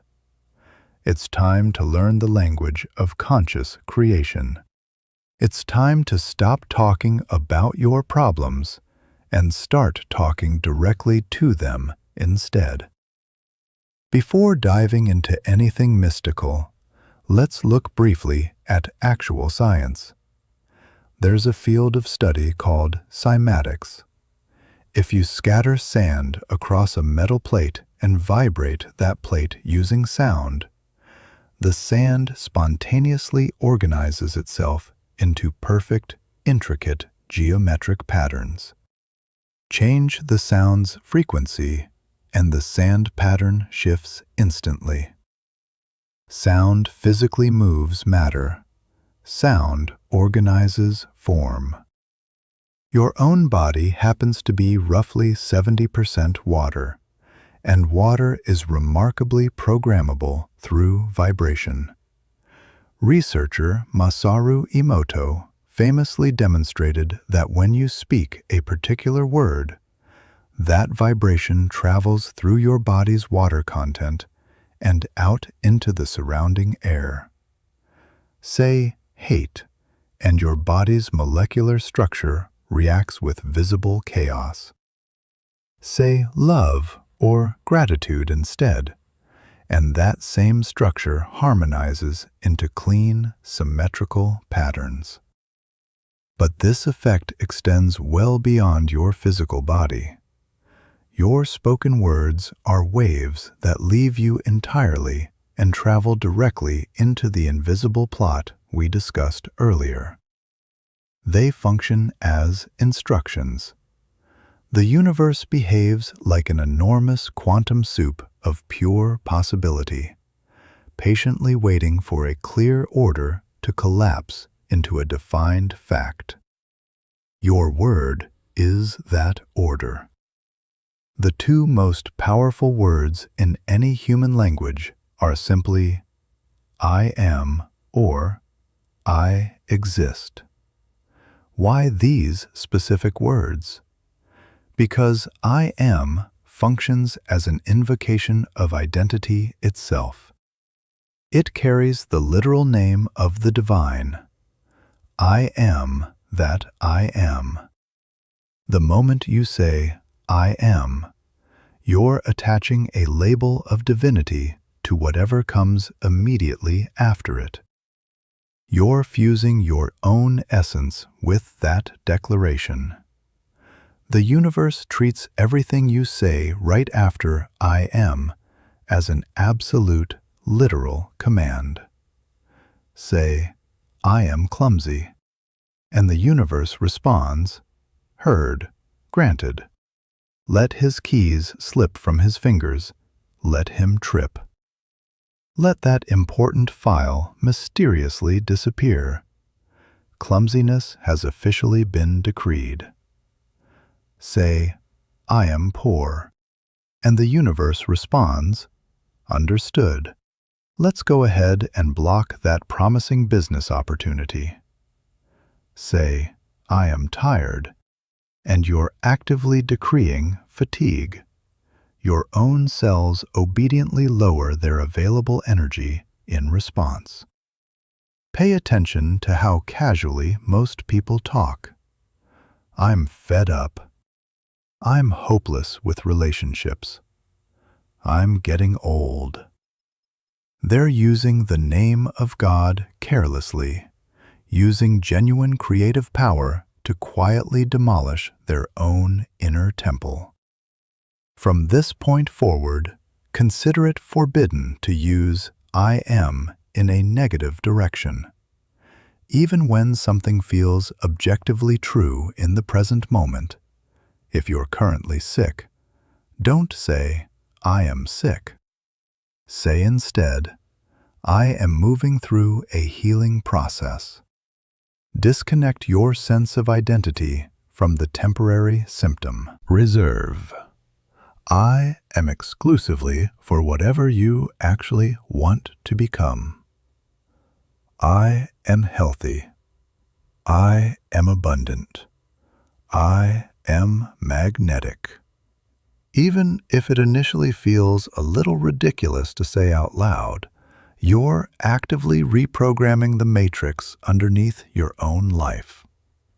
Your subconscious mind functions as a kind of literal genius, the true engine generating your everyday reality, operating millions of times more powerfully than your conscious mind ever could. But your subconscious carries one curious quirk. It has absolutely no sense of humor, and it never judges anything you tell it. It behaves exactly like the genie from Aladdin's lamp, its only available response being, "Your wish is my command." If you say, jokingly, "I want to die, how embarrassing," your subconscious doesn't register the joke at all. It simply records, "Death wish noted, immune system lowered slightly, risky behavior increased accordingly." If you casually mention, "This job gives me a headache," your subconscious responds, "Understood," generating a migraine every time he walks into that particular office from now on. You genuinely have to treat your own subconscious like a 5-year-old child wielding real superpowers. You have to remain impeccable with your instructions. You simply cannot afford the casual luxury of speaking poorly about yourself, even as a passing joke. Self-deprecating sarcasm, "Ha, I'm such an idiot," functions as pure poison. Erase those particular phrases from your everyday vocabulary starting today. Speak to yourself the way you'd address royalty, with genuine respect, dignity, and clear intention. The single most common form of negative self-fulfilling prophecy is the ordinary complaint. What exactly is a complaint? It's simply a statement expressing dislike toward something, charged heavily with negative emotion. Metaphysically speaking, complaining functions as an anchor. The moment you complain about your current situation, you're actively affirming and solidifying it further. You're essentially telling the universe, "Look closely at this. This is what's real here. Please give me more of exactly this." Whatever you focus on naturally expands. By complaining, you're focusing intensely on the problem itself, therefore actively expanding that problem.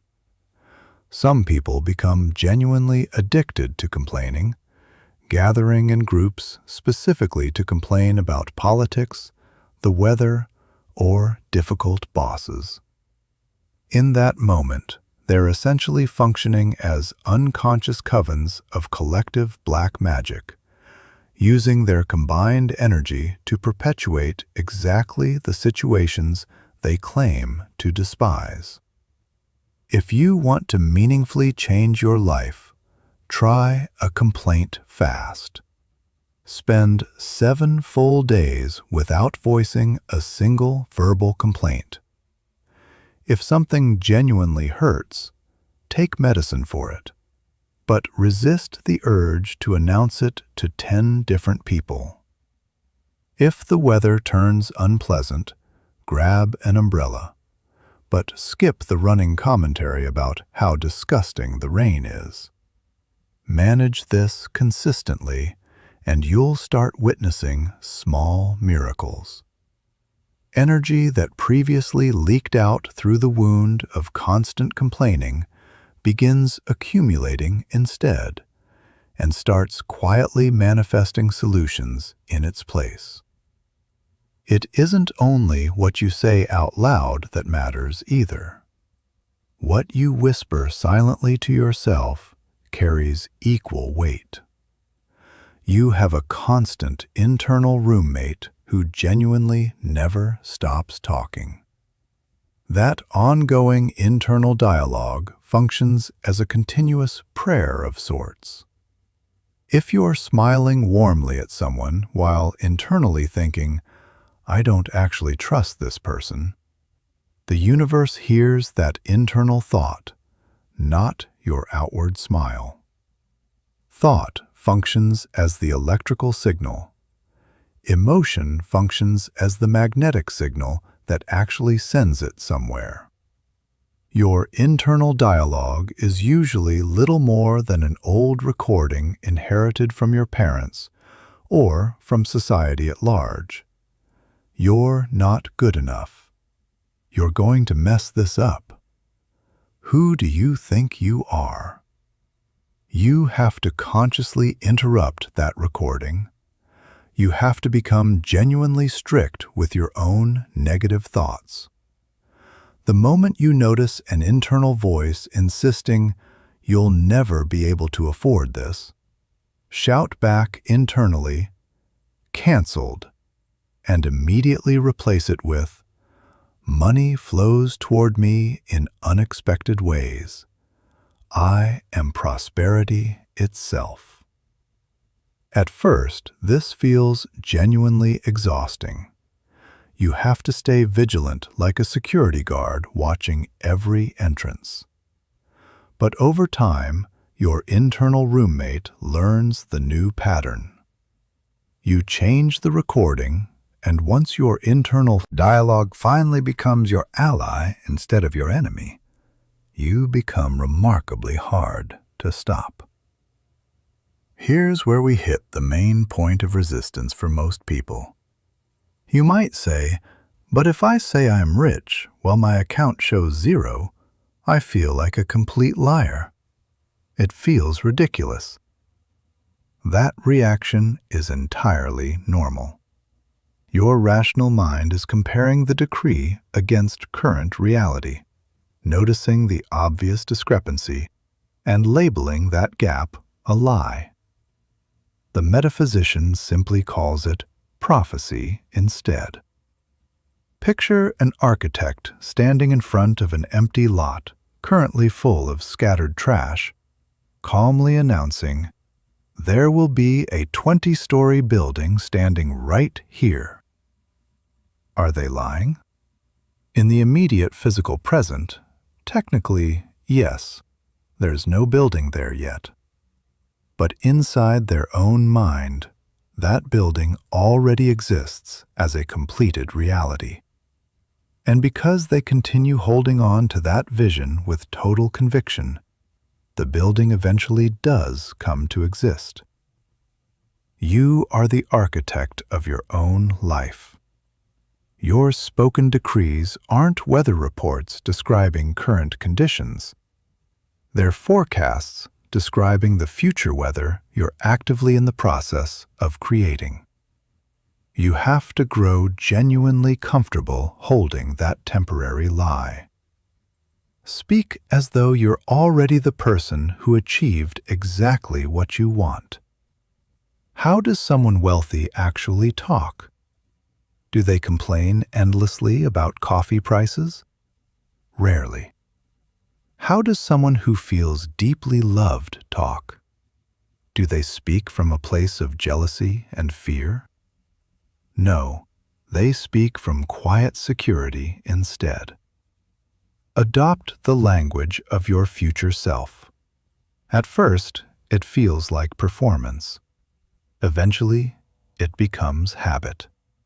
Finally, it simply becomes your new reality. There are certain words that function almost like viruses inside your personal operating system, quietly weakening your ability to manifest anything. Eliminate them, starting today.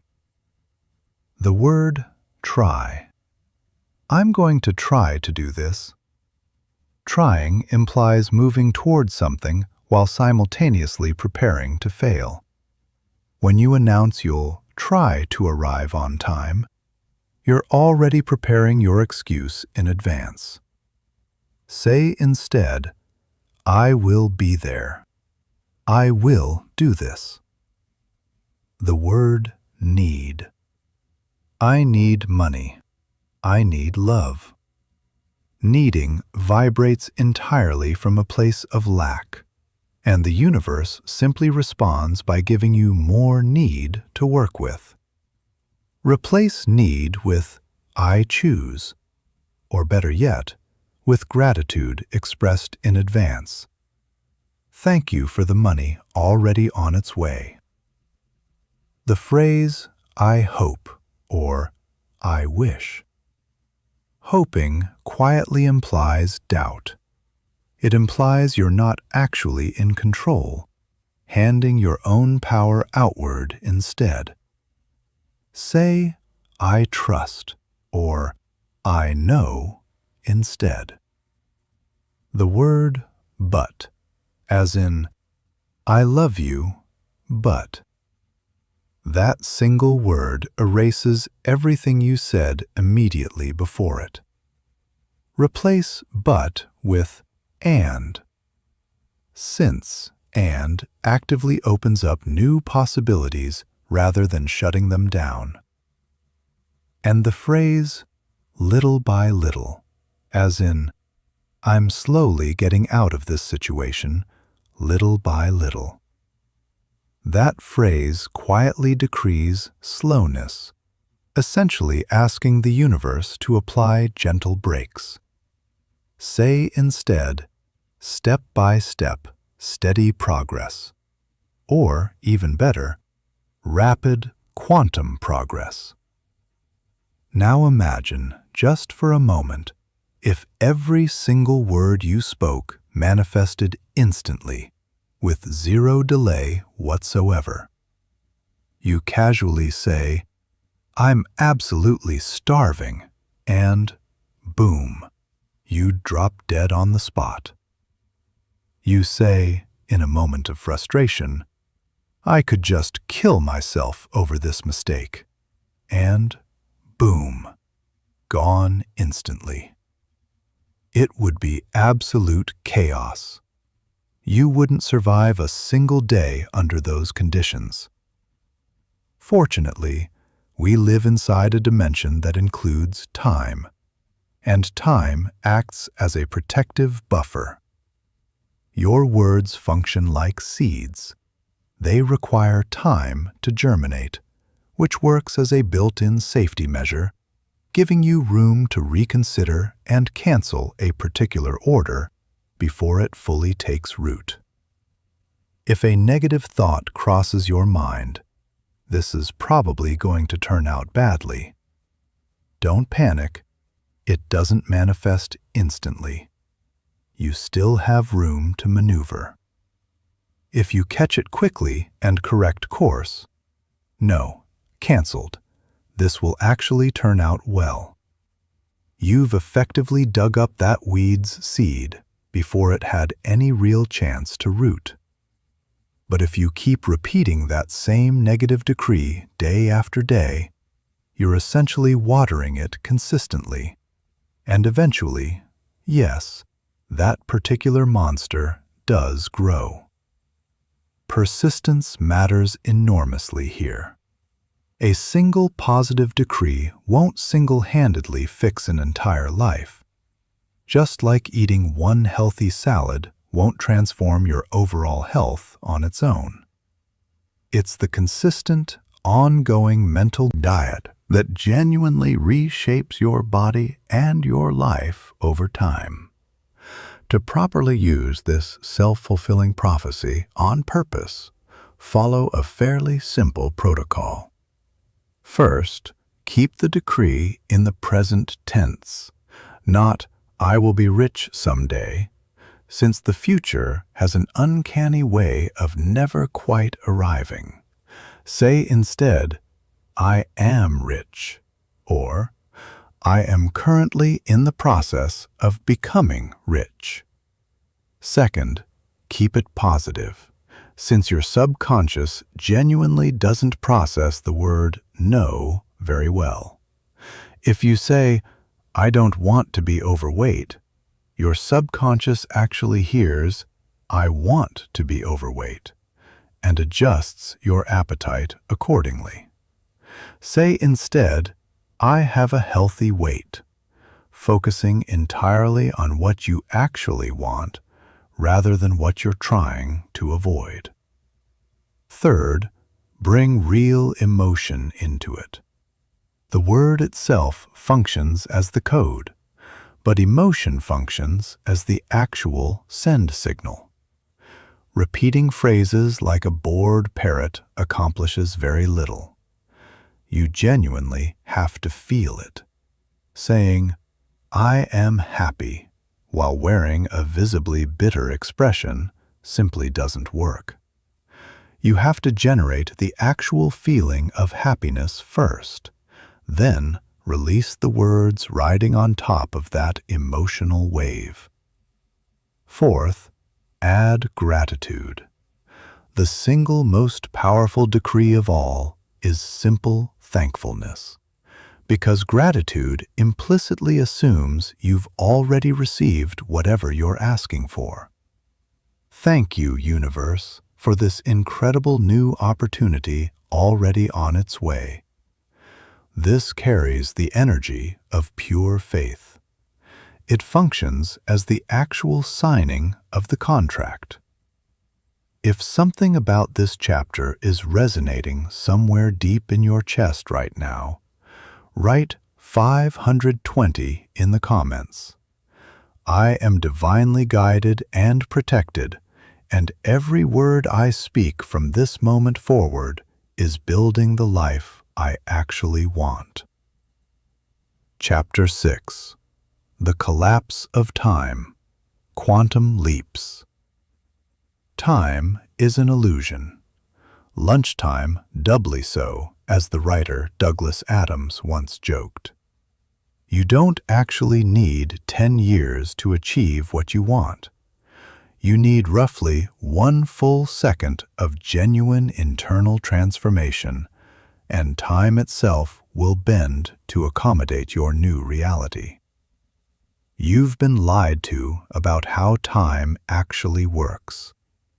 Since school, you were taught that life unfolds in a strictly linear fashion. First A, then B, then C. You were told to study hard, work harder, save bit by bit, climb the career ladder one careful rung at a time, and maybe by the time you turn 65, you'll finally get to enjoy your life a little. This is the escalator model. Slow, predictable, technically safe, and remarkably boring. It's essentially the Newtonian model applied to your entire existence. Slow, linear cause and effect. But then you occasionally see people who seem to completely break those established rules. A 20-year-old builds a $1 million company within 6 months. Someone heals from a supposedly incurable illness within a single week. Someone meets the love of their life on a random Tuesday, gets married that following Saturday, and stays genuinely happy for decades afterward. What exactly happened there? Did they somehow cheat the system? No, they simply applied a higher law of physics. They stopped climbing the stairs and took the elevator instead. They performed what's known as a quantum leap. Welcome to the collapse of time. In this chapter, you're going to learn that time isn't some rigid prison wall. It's an elastic material, fully capable of being stretched or compressed, depending entirely on how you work with it.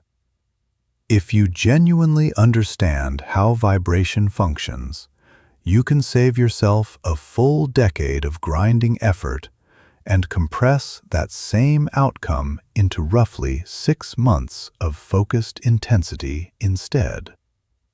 Time, properly understood, isn't a clock ticking forward. It's actually a coordinate. Einstein taught us that time is fundamentally relative. Place your hand on a hot stove, and a single minute feels like an entire hour. Spend that same hour with someone you genuinely love, and it feels like it passed in a single minute. Time depends heavily on the observer experiencing it. In metaphysics, we push that idea one step further. Time isn't something that simply passes by you. Time is a location you occupy. Imagine that every possible version of your life already exists simultaneously right now, like individual rooms inside one infinite hotel. In room 101, you're broke. In room 505, you're a millionaire.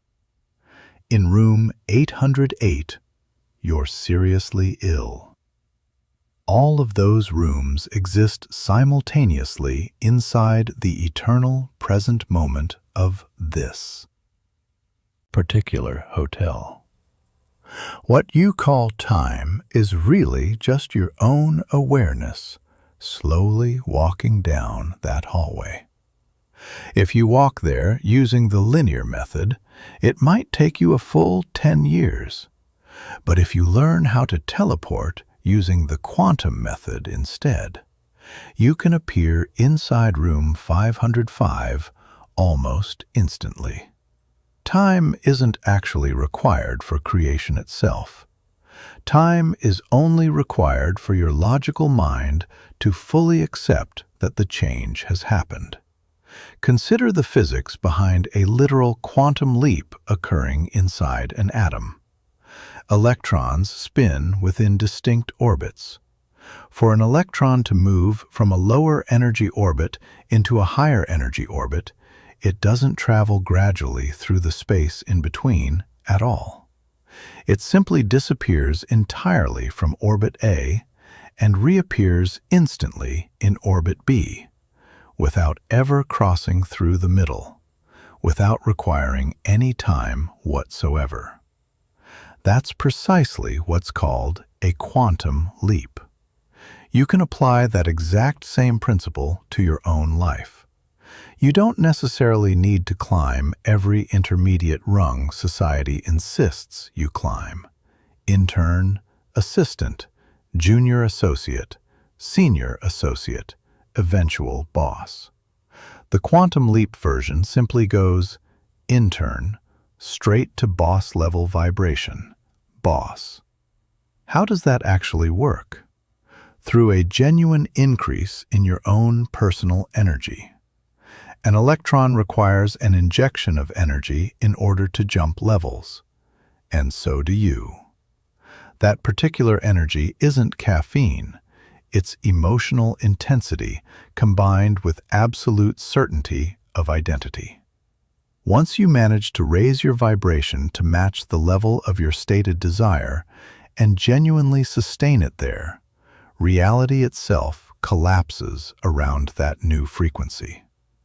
The universe finds itself essentially forced to move you onto a new timeline altogether, typically accomplished through a sudden cluster of accelerated coincidences.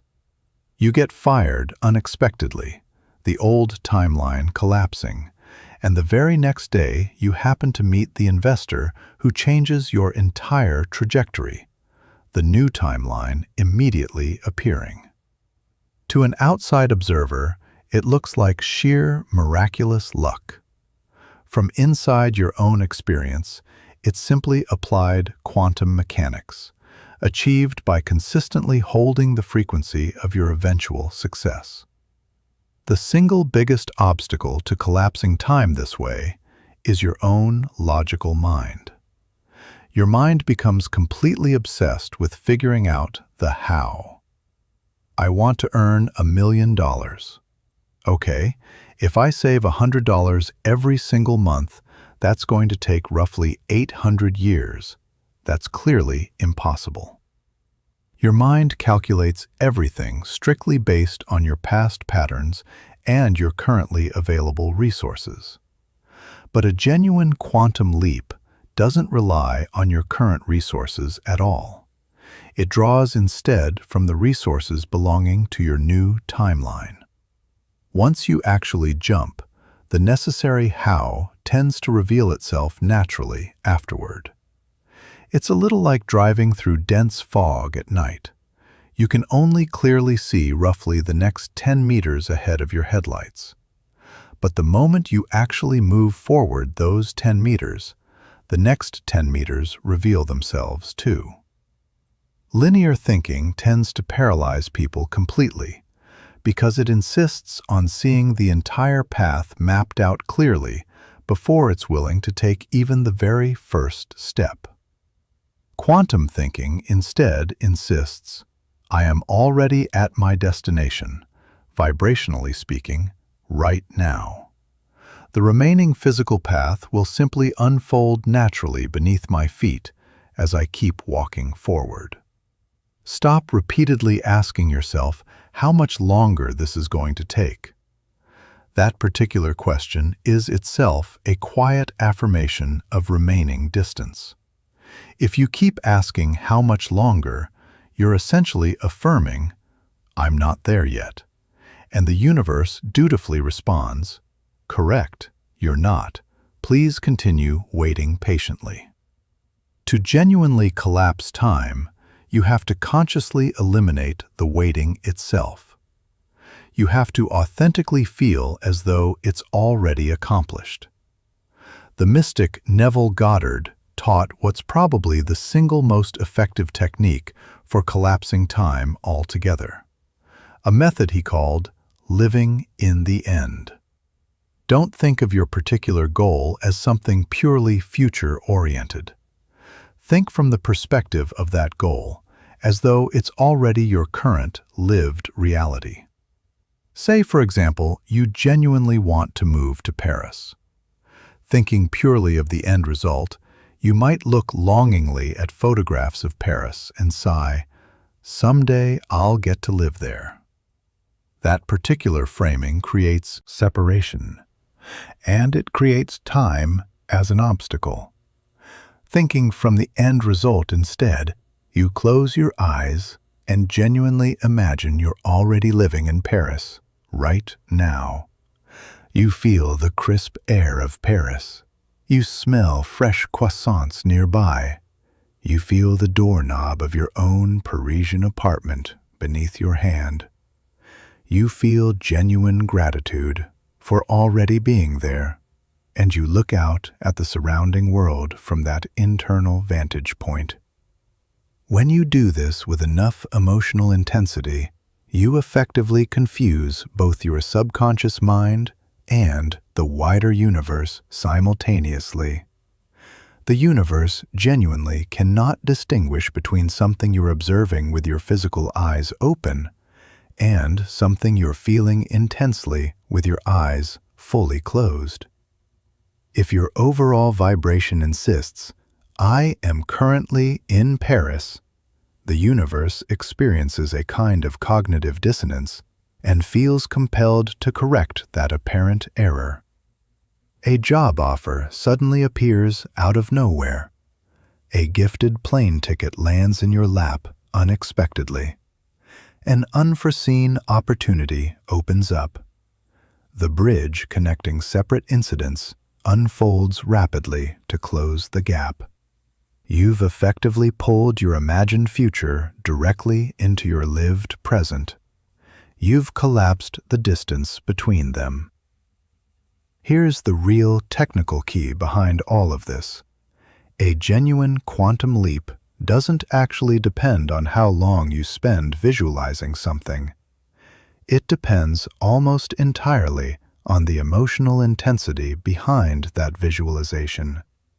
5 total minutes of complete emotional immersion where you genuinely feel real emotion, cry tears of authentic joy, get actual goosebumps from how real your desire feels in that moment, are worth dramatically more than 10 full years of lukewarm, half-hearted affirmations recited without real feeling behind them. It's a little like boiling water on a stove. You could leave water sitting at 90 degrees for an entire century, and it still wouldn't boil. Heat it to a full 100 degrees for a single focused minute, and it boils immediately. You need to reach that same emotional boiling point. You need to feel the underlying reality of your desire so intensely and completely that, upon opening your eyes again afterward, you're genuinely surprised to discover you're still sitting in your current physical surroundings. That particular strangeness, the quiet feeling of, "This somehow doesn't feel like my life anymore," is actually the clearest possible sign that the leap has already begun. You've effectively killed off the old timeline already. What remains now is purely a matter of physical inertia, a brief lag in time before the new reality fully catches up and becomes visible. Most people, unfortunately, spend their entire lives living inside what amounts to a permanent waiting room. I'll finally be happy once I get married. I'll feel genuinely secure once I have enough money saved. I'll properly rest once I finally retire. They keep postponing their own life indefinitely, pushing genuine happiness further and further toward an ever-receding horizon. And since that horizon always recedes right along with them, they never actually arrive. Living inside waiting mode is, at its core, living inside a state of lack. I'm currently waiting because I currently don't have. To genuinely collapse time, you have to start feeling the underlying emotion of the desired result well before that result physically appears. How exactly would you feel if you were already wealthy, already secure, already calm? Then practice feeling that exact secure calm today, even while your wallet currently holds very little. This particular part is genuinely difficult. This represents real mastery. It requires disciplining your own emotional state so it stops depending entirely on external circumstances. If you manage to authentically feel wealthy before the wealth itself physically arrives, that wealth tends to rush toward you since it feels naturally drawn toward its energetic equal. Time fundamentally collapses the moment genuine need disappears and gets replaced by genuine gratitude instead. Gratitude functions as the magnetic signal broadcasting, "I have already received this." You can't successfully carry an entirely new life while still wearing your old identity. To genuinely complete a quantum leap, you have to change identity altogether. The version of you currently earning a modest monthly income carries certain specific habits, certain specific fears, even a particular way of speaking. The version of you eventually earning substantially more is, in a meaningful sense, an entirely different person. They think differently. They walk differently. They simply stop tolerating certain things they used to put up with. You cannot successfully drag your old self through the doorway into this new reality. It genuinely won't fit through. If you want to make the leap, you essentially have to die a little and be reborn as someone slightly different. Ask yourself directly, how would my future self, the version who already achieved this particular dream, actually behave today? Would they sleep in late? Would they eat genuinely unhealthy food? Would they call that one toxic ex again? Probably not.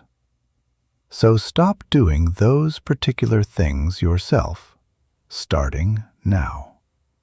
Begin actively acting as your own future self today. Dress like they would dress. Speak like they would speak. Make decisions the way they would make them. By doing exactly this, you're effectively tuning your own internal radio to match the frequency of that future reality.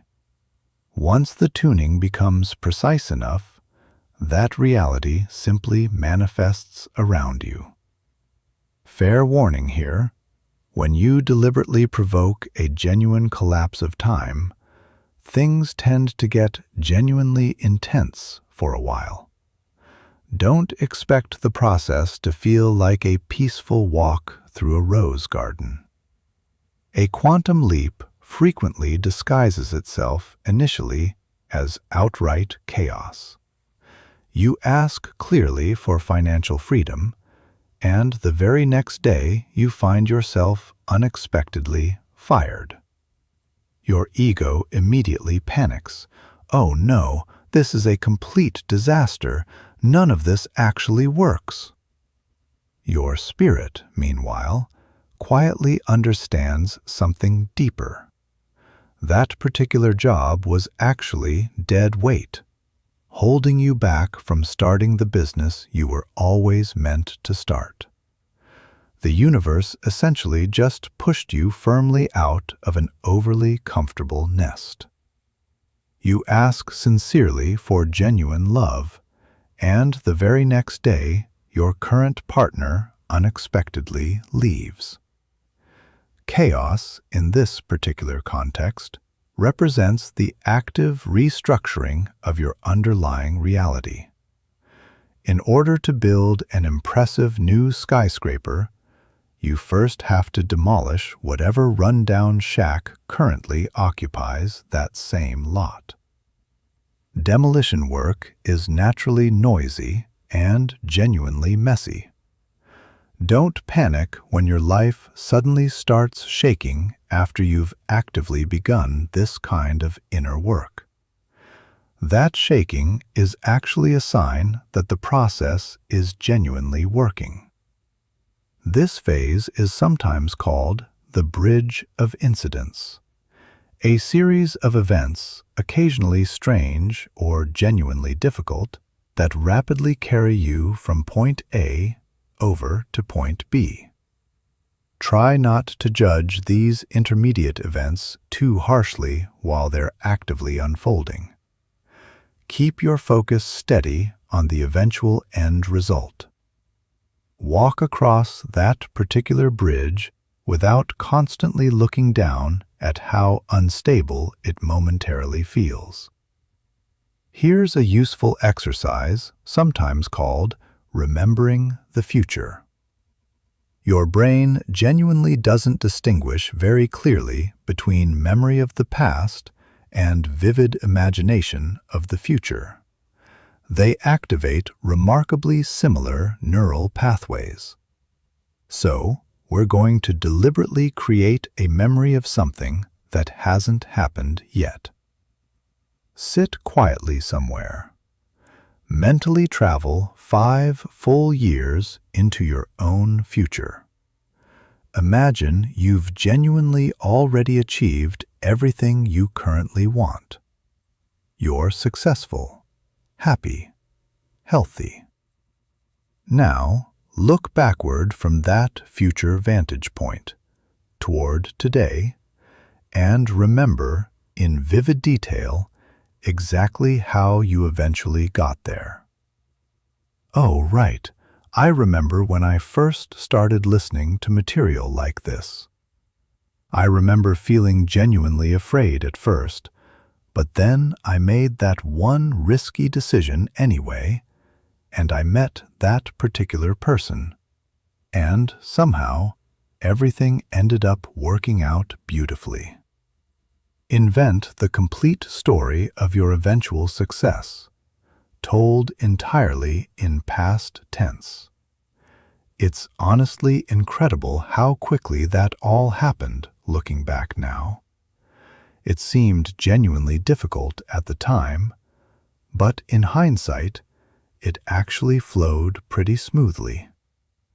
Feel real nostalgia for those old, difficult times, which, right now, are still your current, actual, present moment. Feel authentic relief that it's already happened and that you've already won. Doing this essentially hands your own brain a usable map, creating a kind of reverse neural pathway. You'll start carrying a strange, quiet certainty afterward. You'll simply know everything is going to turn out fine, because you've already remembered it happening that way. How exactly do you balance genuine urgency for speed against necessary patience? Through what's sometimes called impatient patience, impatient specifically in your actions, You don't procrastinate, you act decisively today. You seize every available opportunity as it appears, moving quickly and consistently. But patient, specifically regarding the eventual results. You understand the seed has genuinely been planted and that its growth is now inevitable. So you don't keep digging it back up every 5 minutes just to anxiously check whether it's grown roots yet. Anxiety effectively slows time down. Confidence effectively speeds it back up. If you're constantly checking the clock every single minute, that minute genuinely starts to feel like an eternity. If you forget about the clock entirely and simply start enjoying the process itself, time tends to fly by remarkably quickly instead. To genuinely collapse time, you eventually have to forget about time altogether, diving completely into the flow of your own unfolding life, enjoying the actual process of becoming your best self. And then, when you least expect it, you'll suddenly look up and realize, wow, I've actually already arrived here. That happened considerably faster than I originally expected. Chapter 7. The Guardian of the Threshold. Fear right before success. Fear is the signal telling you that you're currently crossing the border of the known into something genuinely new.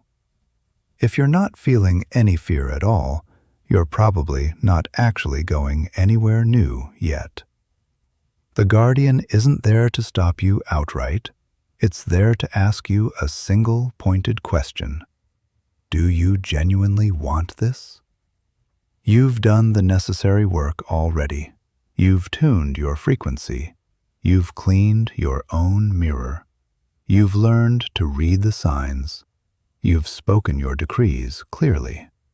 You've even practiced visualizing your own quantum leap. You feel ready. You're genuinely excited. And then, suddenly, everything seems to crash at once. You get unexpectedly sick the day before an important interview. Your car mysteriously breaks down on the way to a crucial appointment. Your computer somehow deletes the project file you'd worked on for weeks. A voice inside your head starts shouting, "You're a complete fraud. You're about to humiliate yourself. Just stop right now." Many people give up entirely at this exact point. They tell themselves, "I knew it. This clearly isn't meant for me. This must be a sign from the universe telling me not to do it." That's actually a mistake. It isn't a stop sign at all. It's the definitive sign that you're genuinely close. You've just encountered the Guardian of the Threshold.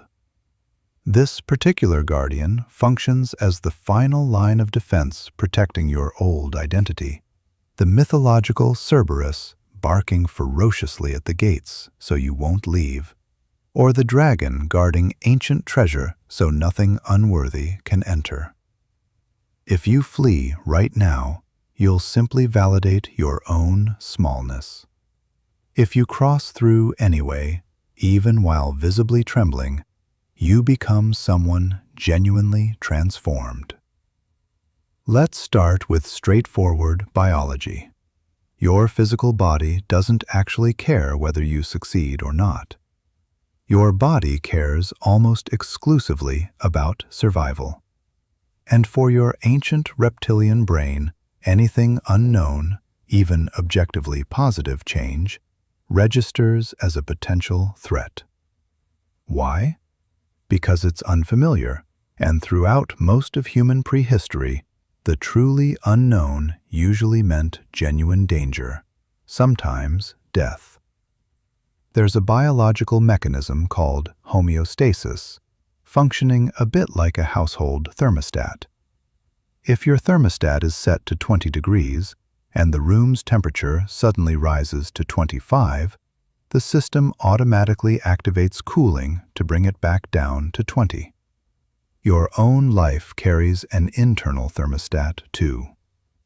Say your personal financial thermostat has been quietly set to survive month to month for years. Suddenly, you start genuinely applying everything we've discussed. You make a real quantum leap. You start earning noticeably more money. The internal temperature rises sharply toward abundance. A kind of internal red alarm activates immediately. Your thermostat essentially declares, "Danger, we've moved outside our familiar zone of known poverty. We urgently need to lower this back down." And then, often completely unconsciously, you self-sabotage. You spend that new money on something genuinely pointless. You misplace your wallet somewhere. You rack up an unexpected fine. You're unconsciously doing something specifically designed to pull yourself back down to your old, familiar baseline. The guardian of the threshold is, in large part, simply your own underlying biology, desperately trying to maintain its existing homeostasis. Understanding this fact is genuinely liberating. That particular fear you're feeling isn't actually a premonition of disaster waiting to happen. It's simply your internal thermostat anxiously trying to recalibrate itself. The teacher Bob Proctor described this exact phenomenon as the terror barrier, and he identified 4 distinct phases within any genuine change. Phase 1. Bondage. You're comfortably settled inside your existing comfort zone, generating familiar type X thoughts that produce familiar type X results. Comfortable, but quietly unsatisfied. Phase 2. Reason. You encounter a genuinely new idea, type Y. Initially, that idea Y exists purely inside your conscious mind. It feels exciting and fun. There's no real fear attached to it yet. Phase 3. Conflict.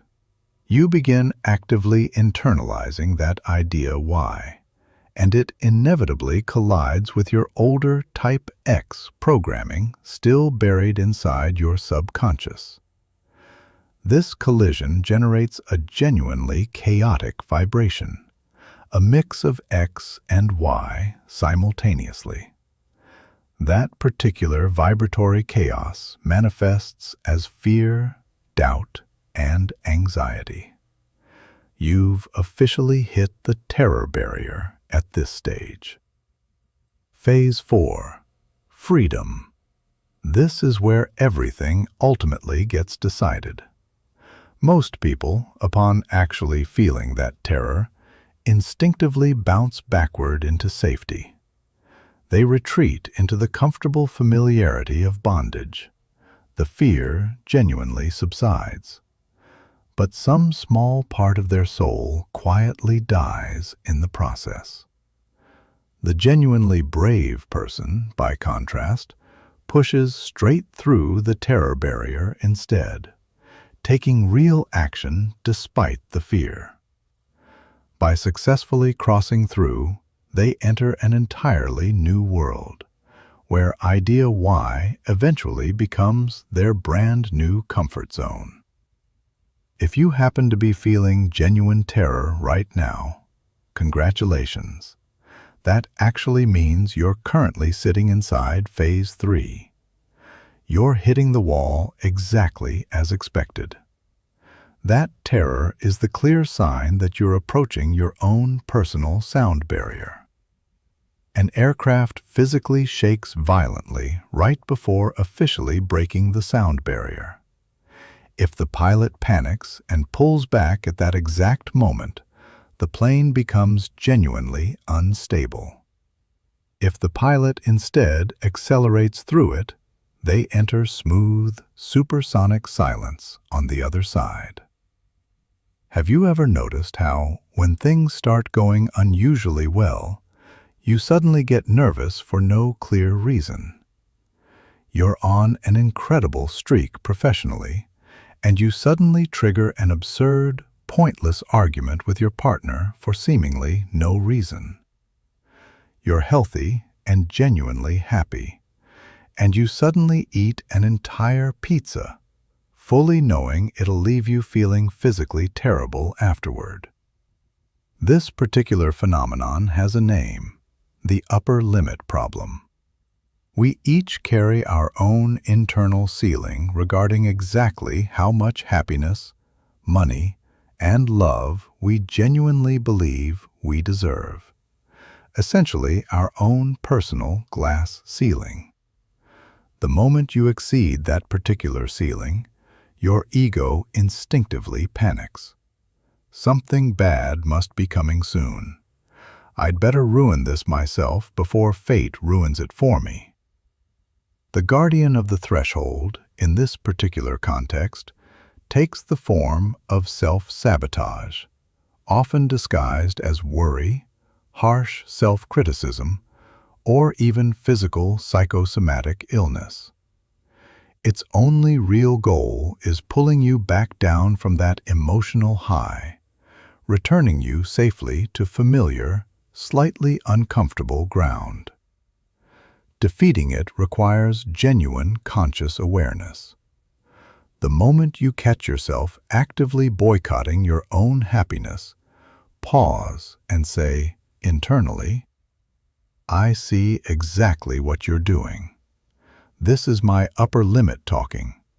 I'm getting scared simply because things are genuinely going well right now. It's actually completely safe to be happy.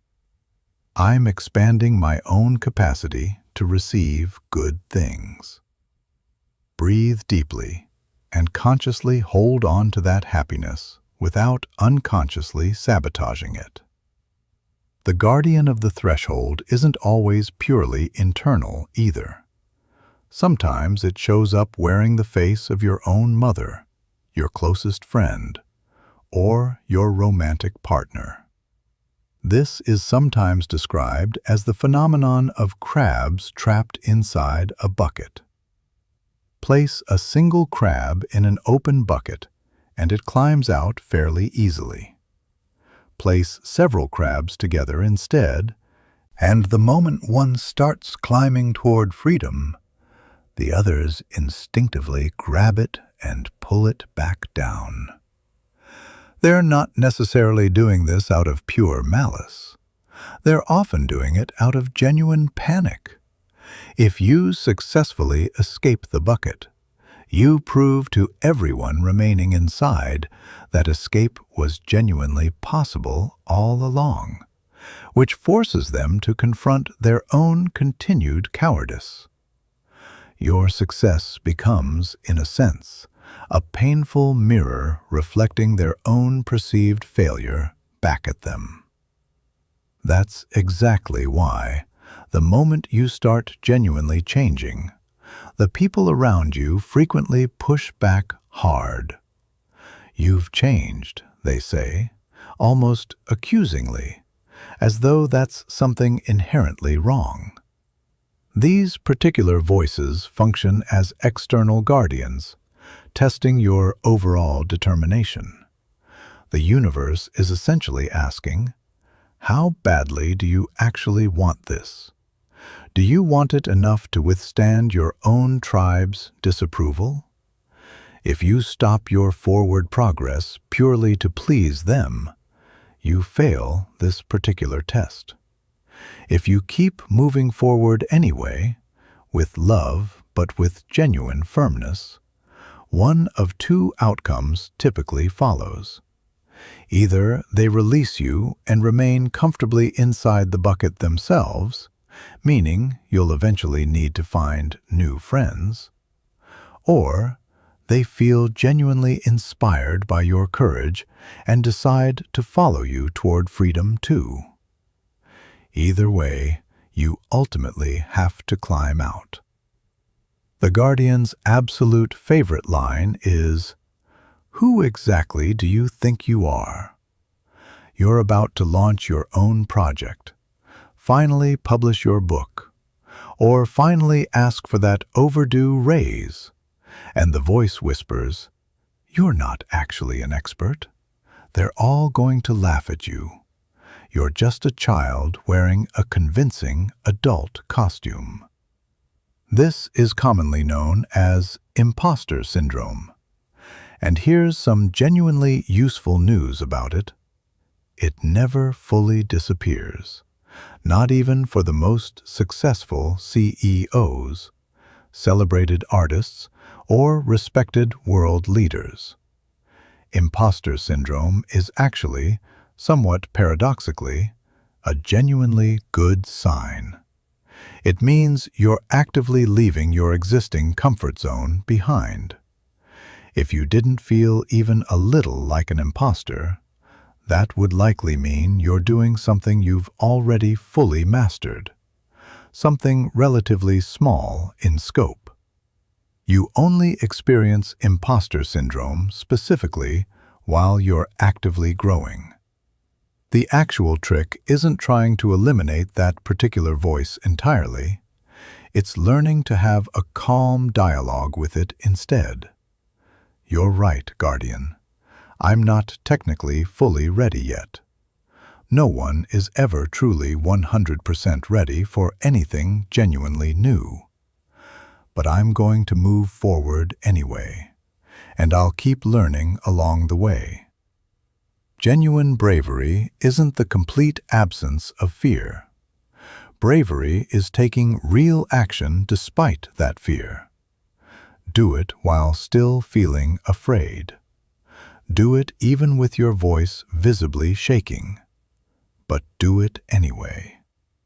In classic mythological storytelling, before any hero finally claims the Holy Grail, they're required to pass through the single darkest cave along their journey. It's a remarkably universal pattern. Darkness reaches its absolute densest point right before the dawn finally breaks. Just when you're standing mere millimeters away from genuine success, everything around you suddenly seems to get noticeably worse instead. This particular phase is sometimes called the final purge. The universe actively squeezing out the very last remaining traces of negativity from your overall system. It functions similarly to a fever, an intense, uncomfortable spike that typically precedes genuine healing. If your own life has spiraled into apparent chaos since you actively started applying everything we've discussed, that's actually a reason to feel encouraged, not discouraged.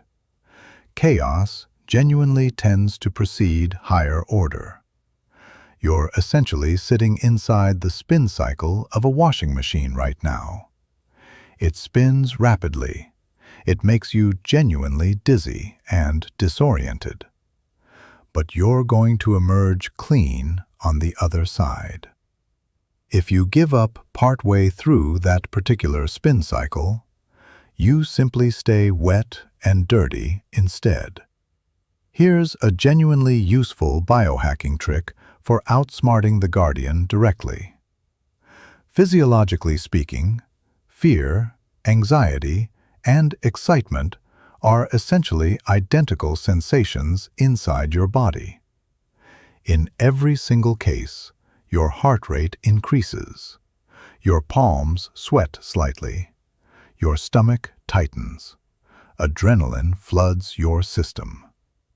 The only real difference is the specific mental label you consciously attach to that physical sensation. Ride a roller coaster while thinking, "I'm genuinely going to die here," and you experience pure fear. Ride that exact same roller coaster while thinking, "This is so much fun," and you experience genuine excitement instead. Your body feels exactly the same either way. Your mind alone decides whether that sensation is good or bad. So the next time you feel the guardian tightening your stomach right before something genuinely important, resist the urge to say, "I'm extremely nervous right now." Say, out loud if possible, "I am extremely excited right now." Consciously trick your own brain. Tell it directly, "This particular energy I'm feeling is actually fuel." Try to genuinely shift your relationship with this guardian altogether. Stop viewing it purely as an enemy working against you.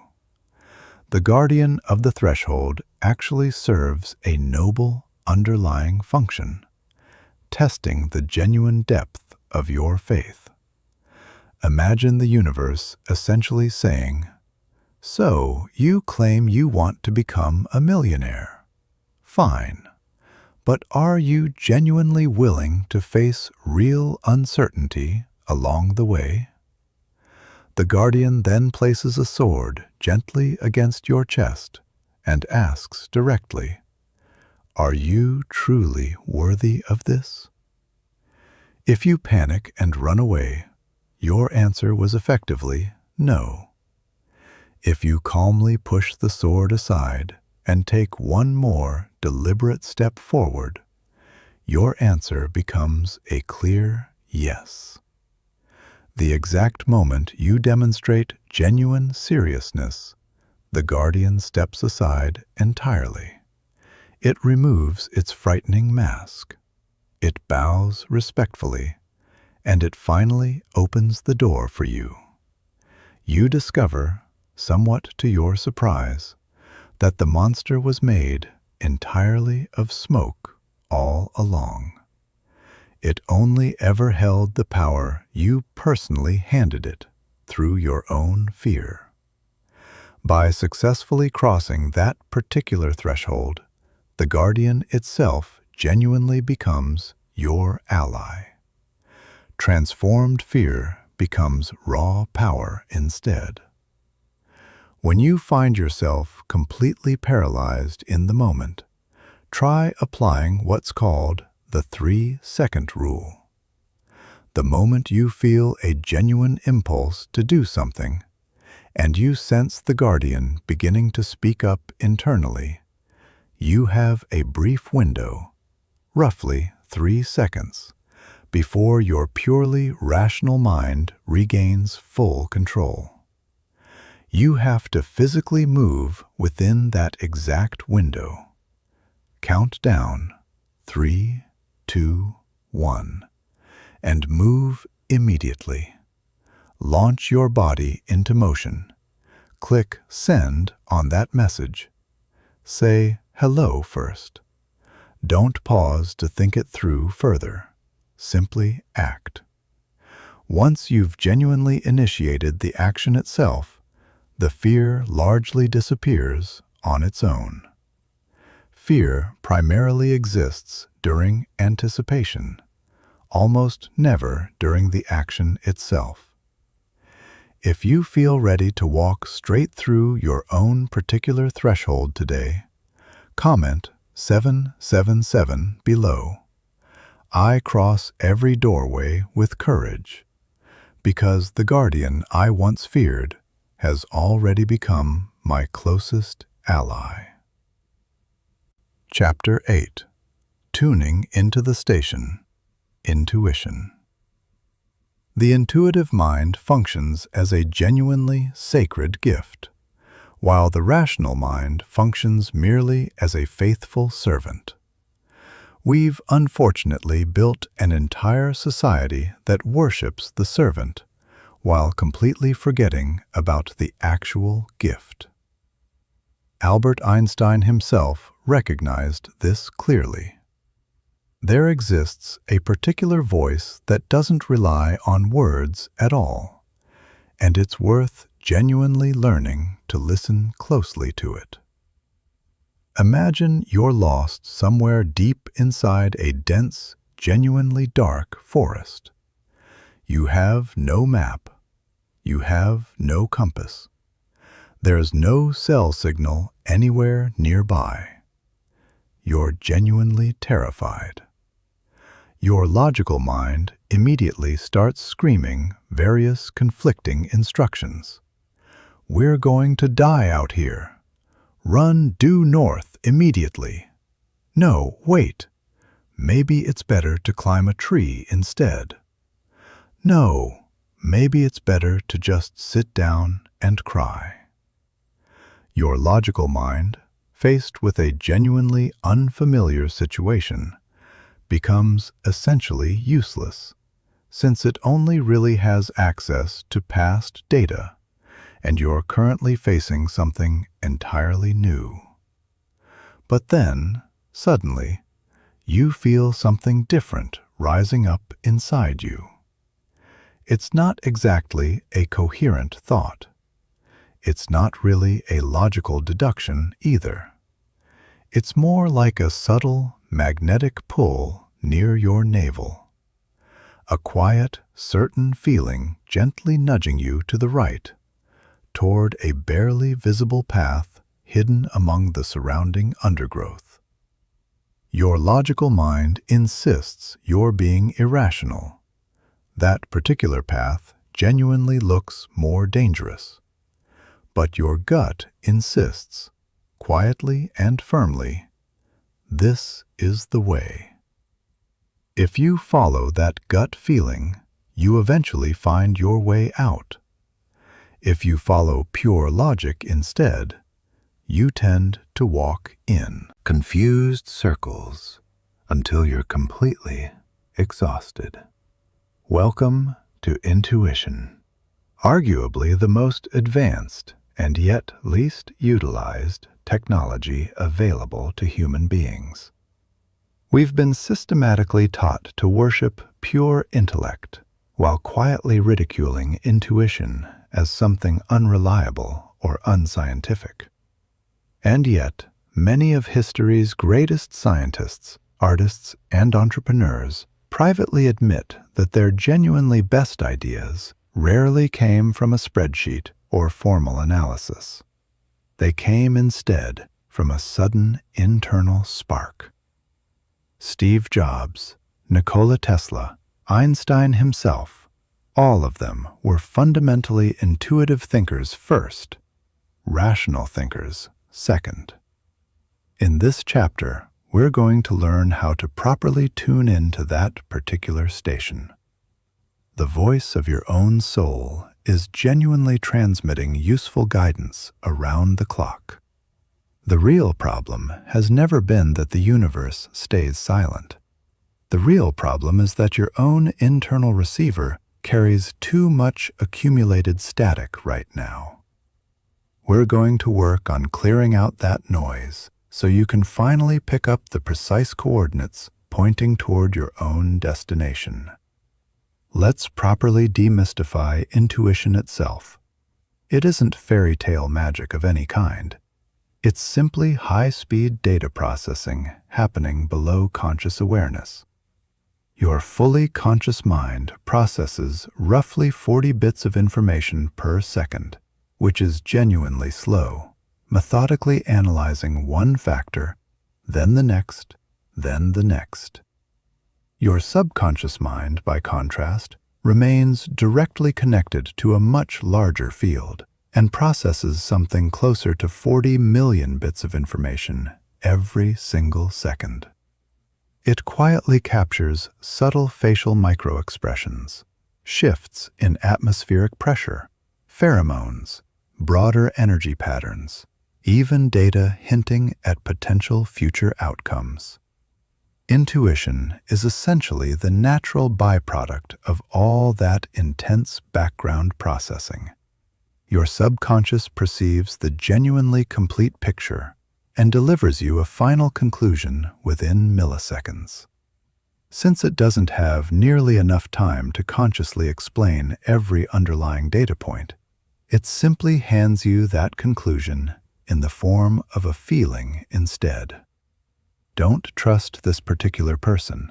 Buy that specific house. Don't board that particular flight. It arrives as a compressed file containing real wisdom. Dismissing it purely because it doesn't seem logical means you're disregarding the single largest available database in existence.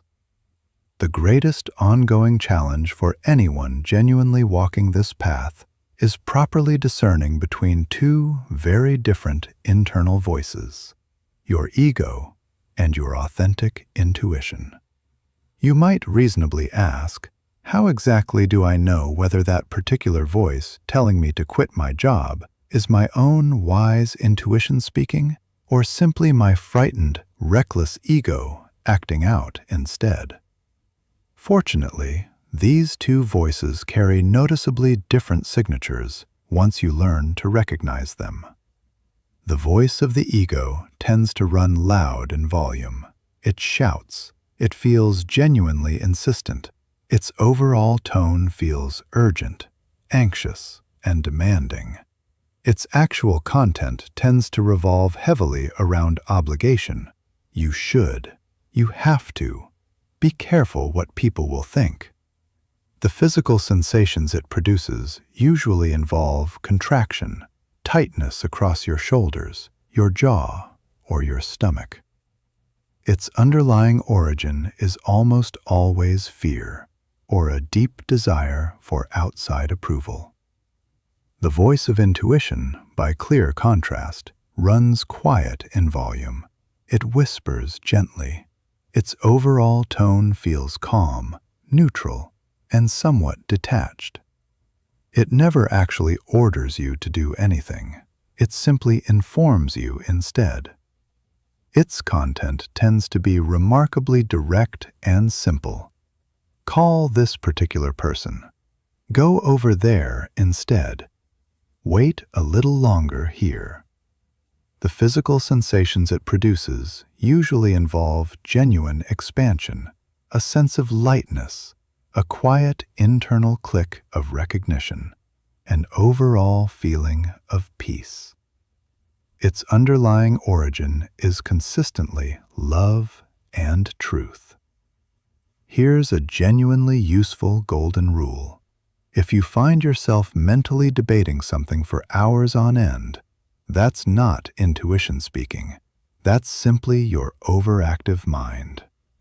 Real intuition tends to be instantaneous.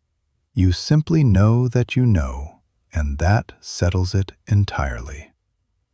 Science has also discovered that we actually carry neurons inside our own intestines, meaning you quite literally possess a kind of second brain located in your belly, and that particular brain handles most of your visceral intuition. Common expressions like gut feeling or that gave me a genuinely bad vibe aren't really metaphors at all.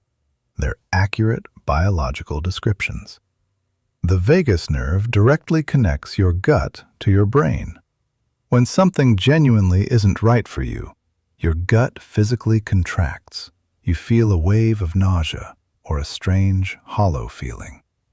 When something is genuinely correct for you instead, your gut relaxes and you feel something closer to butterflies or a comfortable warmth. Try using your own body as a kind of pendulum the next time you're deciding between two options. Picture option A clearly. Close your eyes and focus your attention directly on your stomach. If you feel a sensation of genuine expansion, leaning slightly forward, breathing more deeply, smiling involuntarily, that's a clear yes. If you instead feel contraction, leaning slightly backward, your breath shortening, that's a clear no. Your body genuinely doesn't know how to lie to you, even when your mind tries desperately to rationalize something it already senses is wrong. Why exactly have so many modern people seemingly lost touch with their own intuition almost entirely? largely because we live surrounded by constant, overwhelming noise. Social media, endless news cycles, everyone else's loud opinions, alcohol, sugar, chronic stress. It's genuinely impossible to hear a quiet whisper while standing directly in front of a blasting heavy metal concert. If you genuinely want to reactivate your own internal GPS, you need real silence first. You need to spend meaningful time completely alone. No phone, no podcast playing in the background, just you and your own thoughts. At first, that silence feels genuinely uncomfortable. Your ego screams in protest. But eventually, your ego grows tired of screaming, and your authentic voice finally has room to surface instead. Spending time in nature, near forests or near the ocean specifically, tends to recalibrate your overall frequency remarkably well, helping clear out accumulated electromagnetic noise. It also helps to stop constantly seeking outside opinions on important decisions. When facing something genuinely significant, try not asking anyone else for at least 48 hours. The very moment you ask someone else, "What would you personally do here?" you inadvertently contaminate your own internal channel, letting their fear and their particular logic seep into your own decision-making process. Sit with the discomfort of not yet knowing until your own answer naturally surfaces on its own. There's also something worth knowing called the 2-second rule, related to your very first instinctive spark of intuition. Genuine intuition moves remarkably fast, while conscious judgment moves considerably slower. The moment you meet someone entirely new, within roughly the first 2 seconds, you form an immediate impression. "I like this person," or "I don't quite trust them." Almost immediately afterward, typically within the 3rd second, your rational mind steps in to consciously correct that initial impression. Don't be so judgmental. They actually seem perfectly nice. They're well dressed after all. You end up covering over that original, accurate impression with comfortable logic instead. 3 months later, that exact same person ends up betraying your trust somehow, and you find yourself saying, "I genuinely knew it. I knew it from that very first moment we met." Yes, you absolutely did know. The accurate information arrived within that very first second, but you discarded it in favor of more comfortable logic instead. Try to recover some genuine respect for that very first spark of impression. That initial energetic read tends to be remarkably pure and accurate. To be clear, none of this means logic itself is somehow worthless. Logic remains a genuinely powerful and necessary tool. But logic functions best as a capable manager, never as the actual chief executive making the final call. Intuition should function as your CEO, setting the overall direction, deciding the fundamental what and where. Logic should function as your manager, handling the practical details, figuring out the specific how. Genuine trouble tends to occur whenever you accidentally promote logic into that top CEO position instead. Logic, by its very nature, has no real vision of the future. It only ever analyzes existing historical patterns from the past. If you ask pure logic, "Should I actually start this particular company?" it'll typically examine failure statistics and respond, "No, that sounds genuinely too risky." Pure logic alone would have never discovered entirely new continents or invented something as radical as powered flight.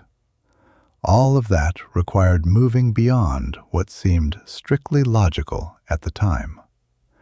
Genuine intuition tends to say, "Let's go," while logic tends to respond, "All right then, I'll start packing accordingly." That particular partnership represents the genuinely winning team, letting your soul choose the overall destination, while your practical mind handles the actual driving along the way. If you happen to find yourself genuinely stuck between two competing options, and your mind simply won't stop spinning in circles, try the coin trick. This isn't really about letting random chance decide anything. It's specifically about revealing your own hidden, already formed preference.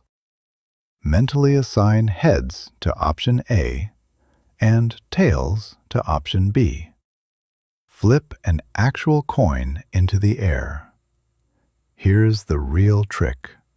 While that coin is still spinning through the air, you'll likely notice yourself silently hoping for one particular outcome over the other. I really hope it lands on heads. There's your honest answer already, regardless of which side the coin actually lands on. Alternatively, if the coin does land, observe your immediate emotional reaction to that specific result. Do you feel genuine relief? That's your real answer. Do you feel a small flicker of disappointment instead? That tells you something equally honest. Your emotional response to that random outcome reveals what you already secretly know to be true. Sometimes, genuine intuition will ask you to do something that makes absolutely no logical sense whatsoever. Get off this particular highway right now. Call that person you haven't spoken with in roughly 10 years. Buy this specific book. Don't sign that particular contract. These moments function as genuine trust tests. The universe is actively guiding you along a path made of synchronicity, even though you genuinely cannot see the complete map yet. If you exit that highway unexpectedly, you might be avoiding a serious accident waiting just 1 mile further ahead. Something you couldn't have consciously known, but something your internal guidance system somehow did. Following your intuition consistently requires real courage. It requires being genuinely willing to appear foolish or irrational to people watching from the outside. I simply didn't feel like it counts as a completely valid reason on its own. Over time, you'll begin noticing a clear pattern. Every single time you followed that particular inner madness, life ended up rewarding you somehow. And every single time you ignored it purely to maintain appearances, life eventually charged you some kind of toll instead. There's a common, genuinely valid question worth addressing directly. How exactly do you tell the difference between fear and authentic danger intuition? Say, for example, you're afraid to board a particular flight. Is that genuine intuition warning you the plane will crash? Or is that simply your existing phobia of flying acting up again? Here's the key distinguishing factor. Ordinary phobia tends to feel mentally chaotic and visibly agitated. You start constructing vivid horror movies inside your own head. It feels genuinely noisy and frantic. Authentic danger intuition, by contrast, feels cold, dry, and simply factual. There's no dramatic mental movie playing at all. There's simply a quiet wall, a clear feeling of, don't board this particular flight. It's almost as though your desire to go has been quietly disconnected altogether. You might feel strangely calm, yet completely immovable in your decision not to go. Or you might suddenly feel genuinely unwell physically. If you find yourself doubting the feeling itself, it's probably just ordinary fear. Authentic danger intuition tends to arrive so clearly that you genuinely don't doubt it at all. When you're fully awake, your ego typically sits firmly at the wheel. When you fall asleep, your ego effectively powers down, and your deeper spirit quietly takes over instead. Dreams function as a direct channel for intuitive communication. Many genuine scientific breakthroughs and plenty of famous songs originally arrived through dreams. Try this particular incubation technique. Right before falling asleep, while you're still drifting through that drowsy theta brainwave state, make a clear, direct request. Dear subconscious, dear universe, I genuinely need a solution for this particular problem. Please deliver it to me tonight or by tomorrow morning at the latest. Repeat that request quietly until you actually fall asleep. Upon waking, stay completely still for a moment with your eyes closed and try to catch whatever initial ideas or sensations naturally surface first. Sometimes the answer arrives immediately, perfectly clear. Other times, you won't consciously remember anything at all. But then, hours later, while showering or doing something equally mundane, the idea suddenly drops into your awareness, almost like a small eureka moment. The dream itself quietly handled all the necessary processing work behind the scenes, and simply delivered the finished package once you were relaxed enough to receive it. There's also something called heart coherence worth understanding here. Research from the HeartMath Institute has demonstrated that your heart actually generates an electromagnetic field roughly 5,000 times more powerful than your brain's own field. In carefully controlled experiments, the heart consistently reacts to a negative image several seconds before that same image actually appears on a screen, suggesting a genuine form of precognition. To access your own maximum intuitive capacity, try consciously moving your awareness downward, away from your head and into your heart instead. Place one hand gently in the center of your chest. Breathe slowly, imagining the air itself moving in and out directly through your heart. Then, quietly ask your heart the actual question you're wrestling with. The heart's answer tends to arrive remarkably soft, inclusive, and genuinely wise. It never attacks you, and it's never in any particular rush.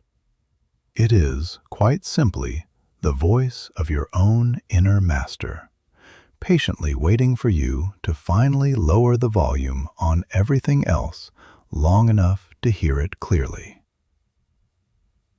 Chapter 9. The Soul's Purpose, Your Hidden Mission. The two most important days in your entire life are the day you were born and the day you finally discover why. Mark Twain said something close to that. Aristotle put it slightly differently. Wherever your particular talents intersect with what the world genuinely needs, that's where you'll find your true vocation waiting. There's a quiet epidemic spreading through the modern world right now. It isn't a virus. It isn't strictly an economic crisis either. It's a crisis of meaning. You see people who seemingly have everything: money, health, family, public recognition, and yet they feel completely empty inside. They wake up most mornings with a strange, hollow feeling sitting in their chest, quietly wondering, is this genuinely it? Working, paying bills, watching shows, and eventually dying. Is this really what I came here for? That particular emptiness can never be filled with more money or more momentary pleasure. That emptiness is simply the voice of your own soul, crying out because it currently sits unemployed. You are not some random biological accident. You're not merely the chance byproduct of colliding molecules. You are a deliberate, divine intention given physical form. Picture the human body for a moment. It contains trillions of individual cells. Each liver cell carries a specific function. Each heart cell carries a different one. Each eye cell carries yet another distinct purpose. No single cell exists purely by accident. If a particular cell genuinely served no function at all, the body would either eliminate it entirely or it would become cancerous, growth without any underlying purpose. You are essentially a cell inside the larger body of humanity, or, if you prefer, inside the body of the divine itself. You carry a specific function. You carry a unique design. You carry a genuine purpose. When you're not actively fulfilling that purpose, you naturally feel dissonance. You feel depression, anxiety, and apathy creeping in. These are simply the symptoms of sitting outside your proper place within the larger cosmic orchestra. Welcome to the concept of Dharma. In this particular chapter, we're going to stop focusing purely on how to survive and start focusing instead on how to genuinely serve. Because true abundance and authentic happiness only really unlock once you plug your own small individual cable into that much larger grid of universal service. We've been culturally conditioned with a fairly damaging phrase, "You have to earn your living." Stop and actually think about that for a second. It's genuinely absurd. You were already given your basic right to exist, completely free of charge, at birth. You don't need to win it like some kind of competitive prize or paycheck. Your fundamental right to exist is inherently inalienable. What society actually means underneath that phrase is that you need to remain useful to the existing economic system in order to keep surviving comfortably within it. And so millions of people end up dedicating their very best years to jobs they genuinely dislike, purchasing things they don't really need, specifically to impress people they don't actually care much about. That isn't really living. That's closer to luxury survival. Your soul's actual purpose has very little to do with your specific job title or profession. You could work as a street sweeper and still be completely living your authentic purpose.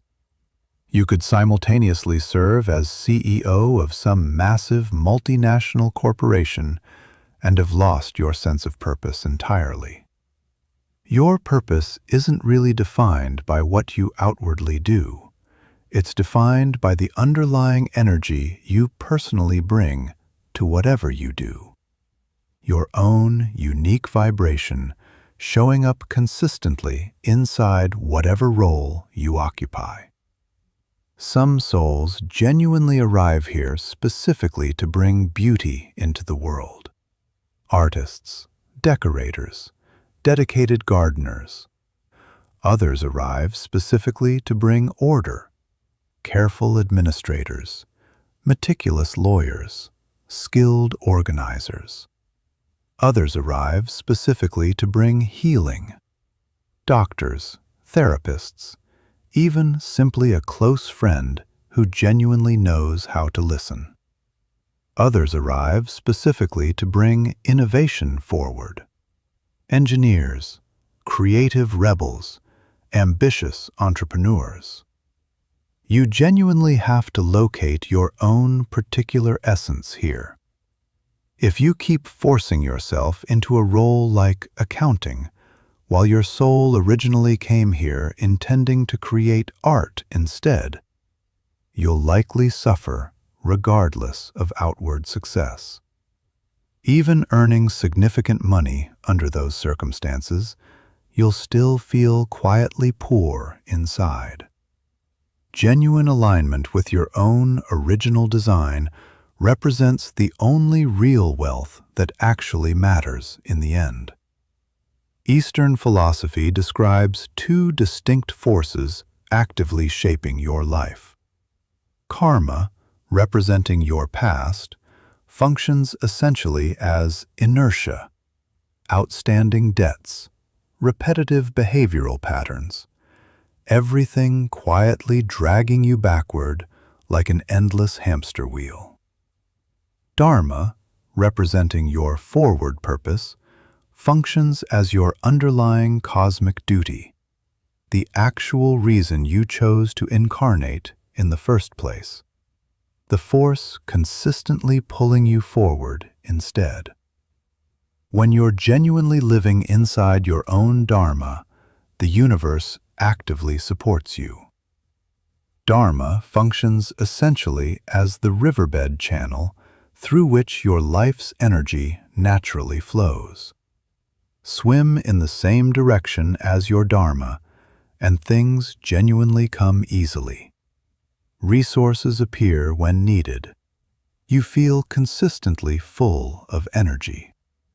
Swim against your Dharma instead, driven purely by fear, greed, or rigid family expectations, and life becomes a constant, exhausting struggle. You get sick more often. You burn out repeatedly.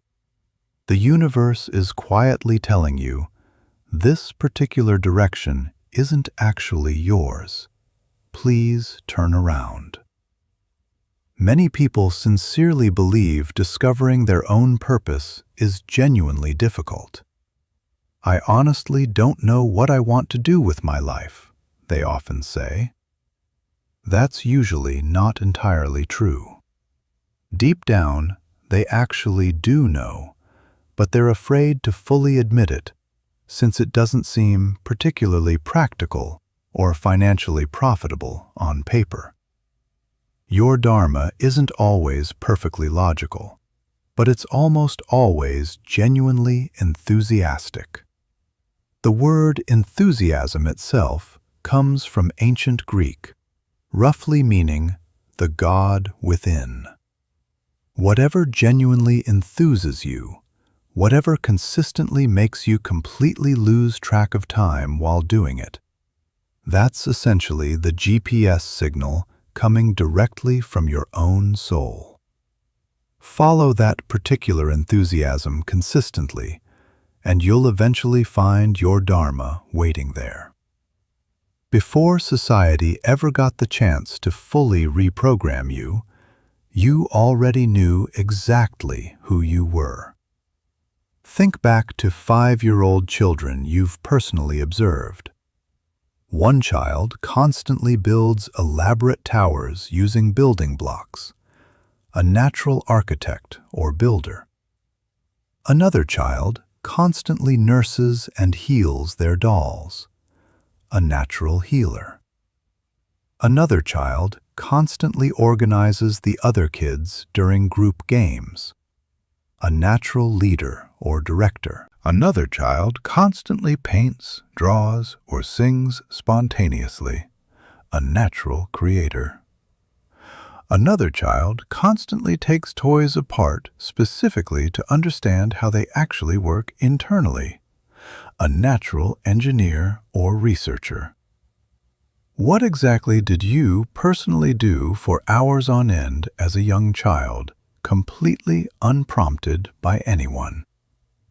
What did you genuinely dream about becoming long before some well-meaning adult eventually told you that particular dream doesn't pay well? That's your own original code, still alive somewhere inside you today, even though it's currently buried beneath years of accumulated adult responsibility.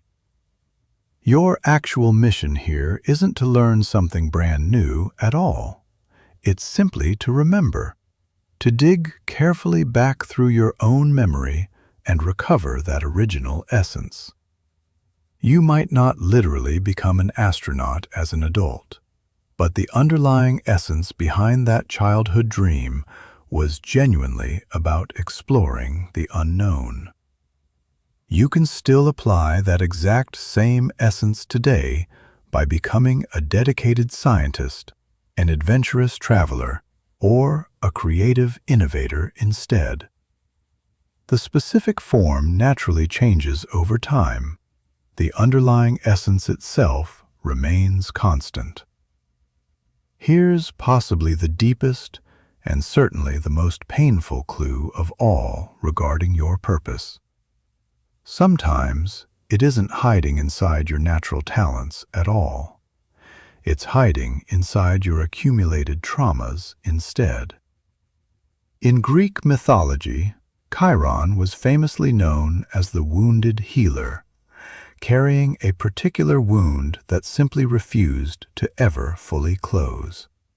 And in his own ongoing search to heal himself, he ultimately discovered remedies that ended up healing countless others as well.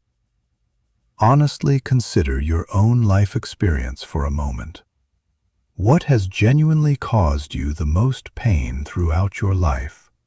Loneliness, abuse, financial poverty, serious illness, addiction? Whatever has hurt you the most often represents your greatest area of mastery in disguise. No one can genuinely help someone struggling with alcoholism quite as effectively as someone who has personally overcome alcoholism themselves. No one can genuinely understand someone trapped in depression quite as deeply as someone who has personally climbed their own way back out of that exact pit.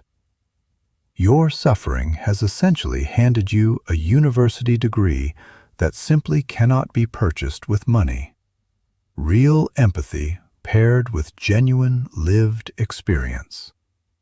Your particular mission, very often, is simply helping people who currently find themselves exactly where you once were yourself, just a few years earlier.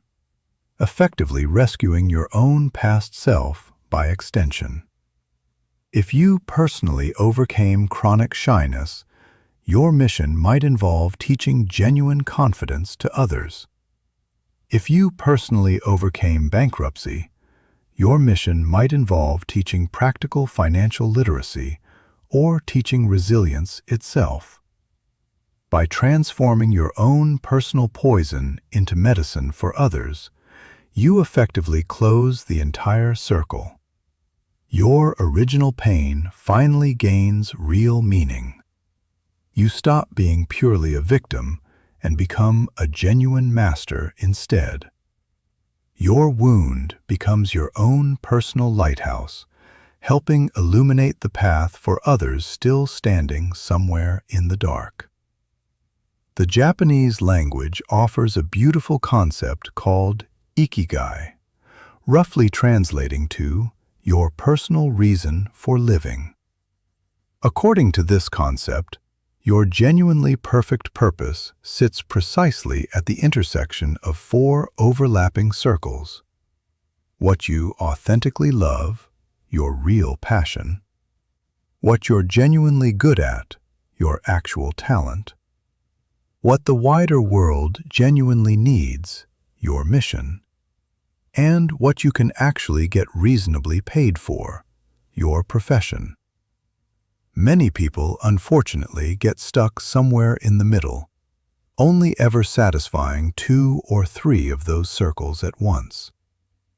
If you're doing something you genuinely love and you're naturally good at, but nobody's actually paying you for it, that's essentially just a hobby. You're happy, but financially poor.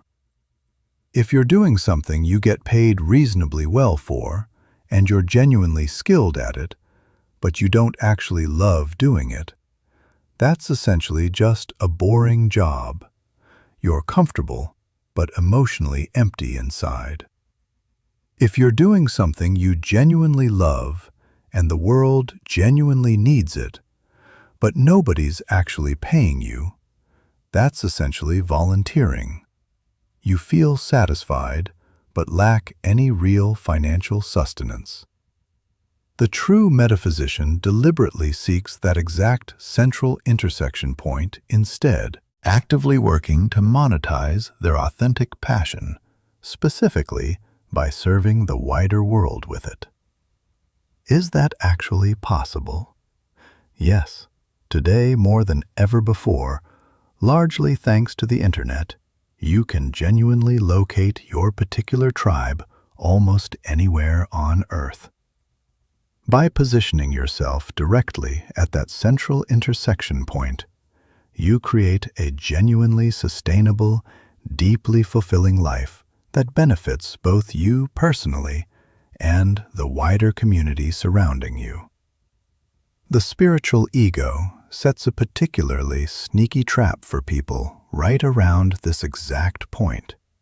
It convinces you that having a genuine purpose automatically means becoming famous, writing an international bestseller, single-handedly saving endangered whales, or becoming the next Mother Teresa.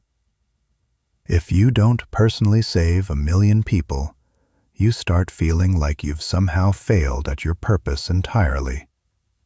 That belief is genuinely false. Most authentic life purposes are actually quite local and remarkably quiet by nature. Perhaps your particular purpose is simply being an incredible, loving father who successfully raises 2 genuinely healthy, secure children.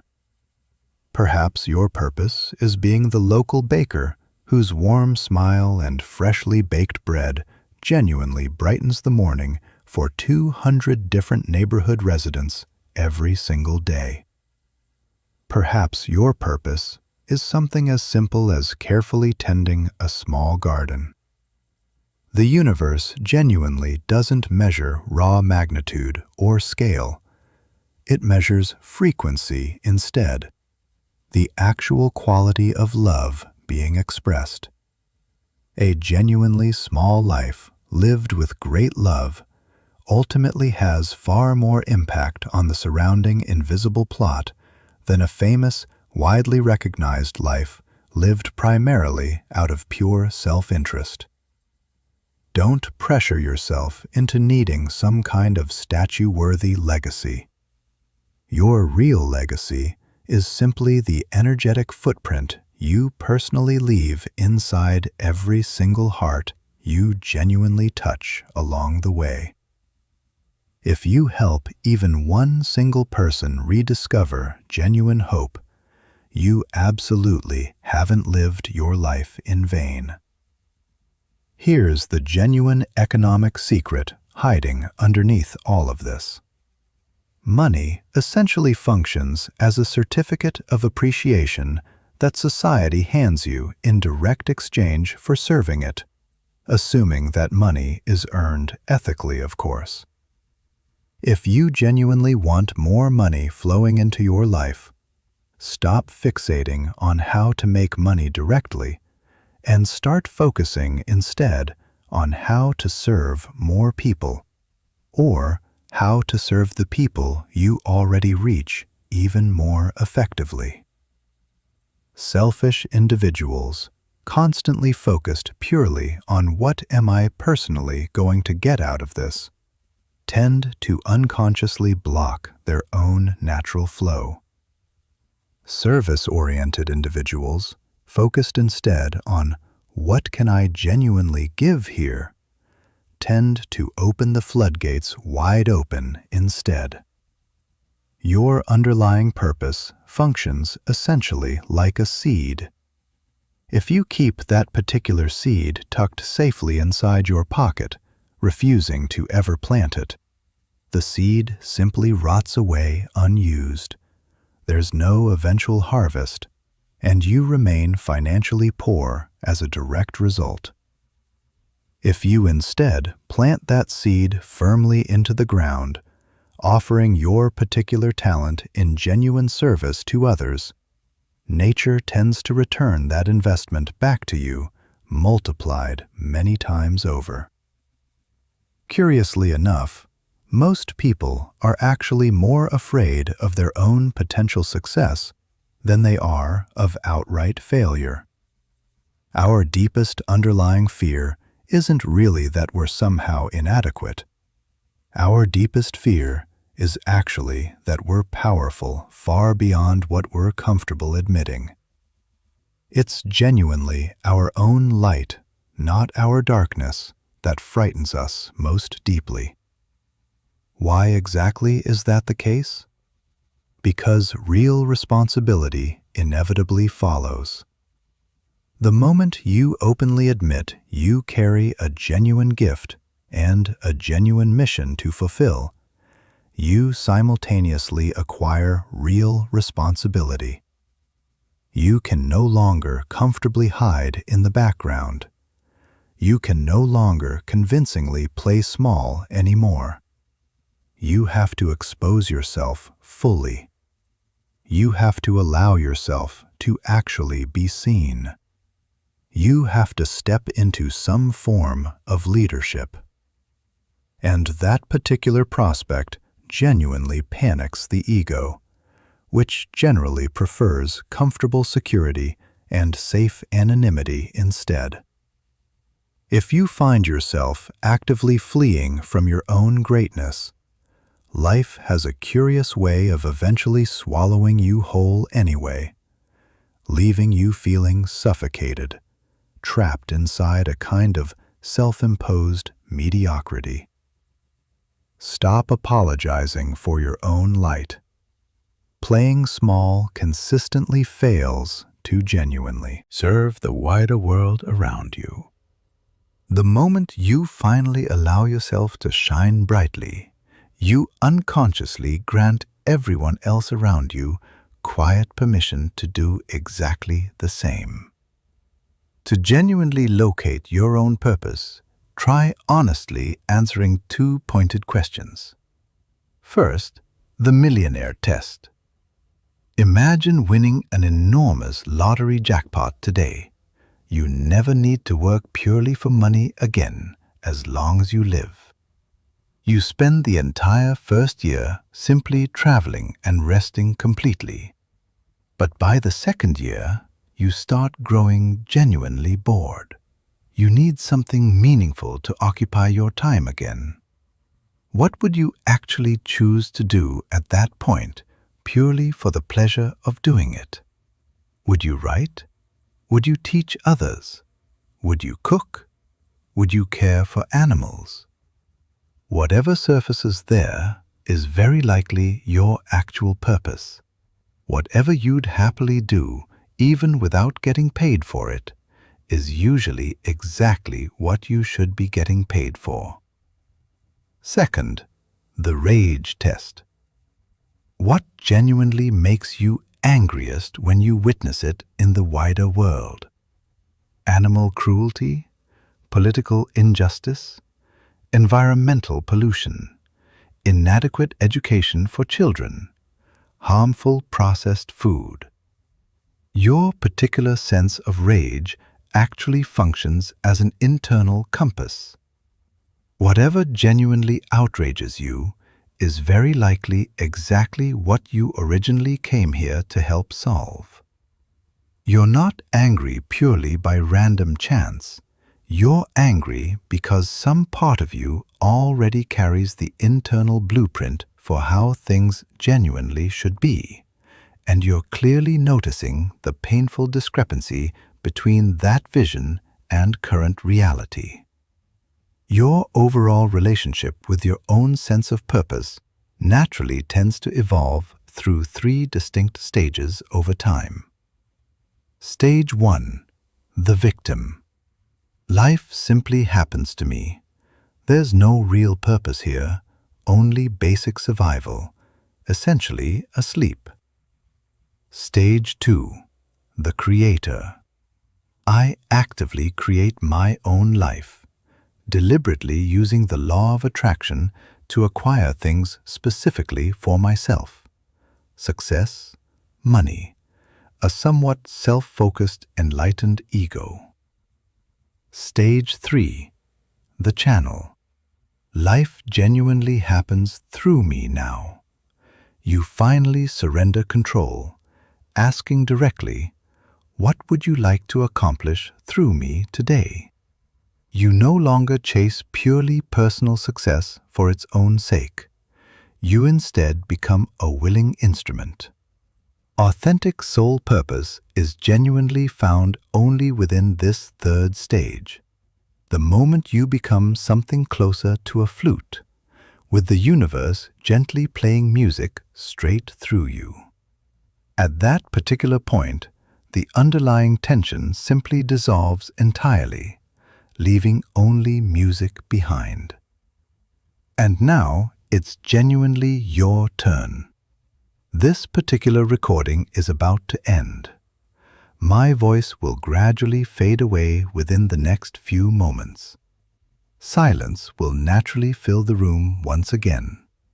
And inside that particular silence, you'll find yourself genuinely alone with your own thoughts. That's actually the true moment of reckoning. Up until now, this has all been relatively easy. Passive listening is comfortable. Quietly nodding along while universal secrets get explained to you feels genuinely pleasant. It feels good simply knowing things intellectually. The spiritual ego absolutely loves accumulating interesting new data. But this material didn't enter your life purely to make you sound smarter at dinner parties, or to give you interesting new conversation topics. This material arrived specifically to set your entire life on fire. The original title wasn't simply clever marketing language. It was a completely literal statement. If this found you, it happened for a genuine reason. That particular reason was never purely to entertain you. The actual reason was to wake you up completely. The universe has quietly moved invisible threads into position, calculated precise timing, and synchronized countless algorithms, specifically to deliver this exact information into your ears at this precise moment in your own personal history. The universe has already fulfilled its entire side of this particular bargain. It has delivered you a complete map. It has handed you a working compass. It has reminded you clearly of who you genuinely are underneath everything else. Now, the ball sits firmly in your own court. This material has already done its job thoroughly. It's officially your turn to do yours. Don't make the common mistake of becoming merely a spiritual tourist here. A tourist visits sacred places, snaps a few photographs, comments how beautiful everything looked, and then simply returns home afterward to live exactly as they did before. Don't be a tourist. Become a genuine inhabitant instead. I genuinely don't want you to simply believe me on blind faith alone. I want you to become your own personal scientist instead. Go out into your actual life and rigorously test everything we've discussed here today. Challenge the universe directly. Speak your decree clearly. Look honestly into your own mirror. Ask openly for a clear sign. Throw yourself willingly into the unknown void ahead. If everything I've shared with you here turns out to be completely false, nothing particularly dramatic will happen, and you can simply return comfortably to your old life as a passive victim of circumstance. But if everything I've shared here turns out to be genuinely true instead, then you're currently holding real dynamite in your own two hands, fully capable of finally blowing apart the walls of whatever prison you've been quietly living inside. I'll warn you honestly, inertia carries real strength. Tomorrow, the wider world will likely try putting you back to sleep again. The news cycle will try frightening you back into smallness. The people around you will likely try limiting you once more. Your own old patterns of thinking will quietly try sabotaging this entire process. You'll genuinely need to become something of a warrior moving forward. You'll need to actively defend your own chosen frequency the way someone might defend a fortress under siege. But here's the genuinely important part. You're simply no longer the exact same person who began this particular journey. Something inside you has already broken open, and something entirely new has already been born in its place. You can never fully unknow what you now know. You've already glimpsed the puppet strings operating behind the curtain. You can no longer convincingly pretend you move through life purely by random chance.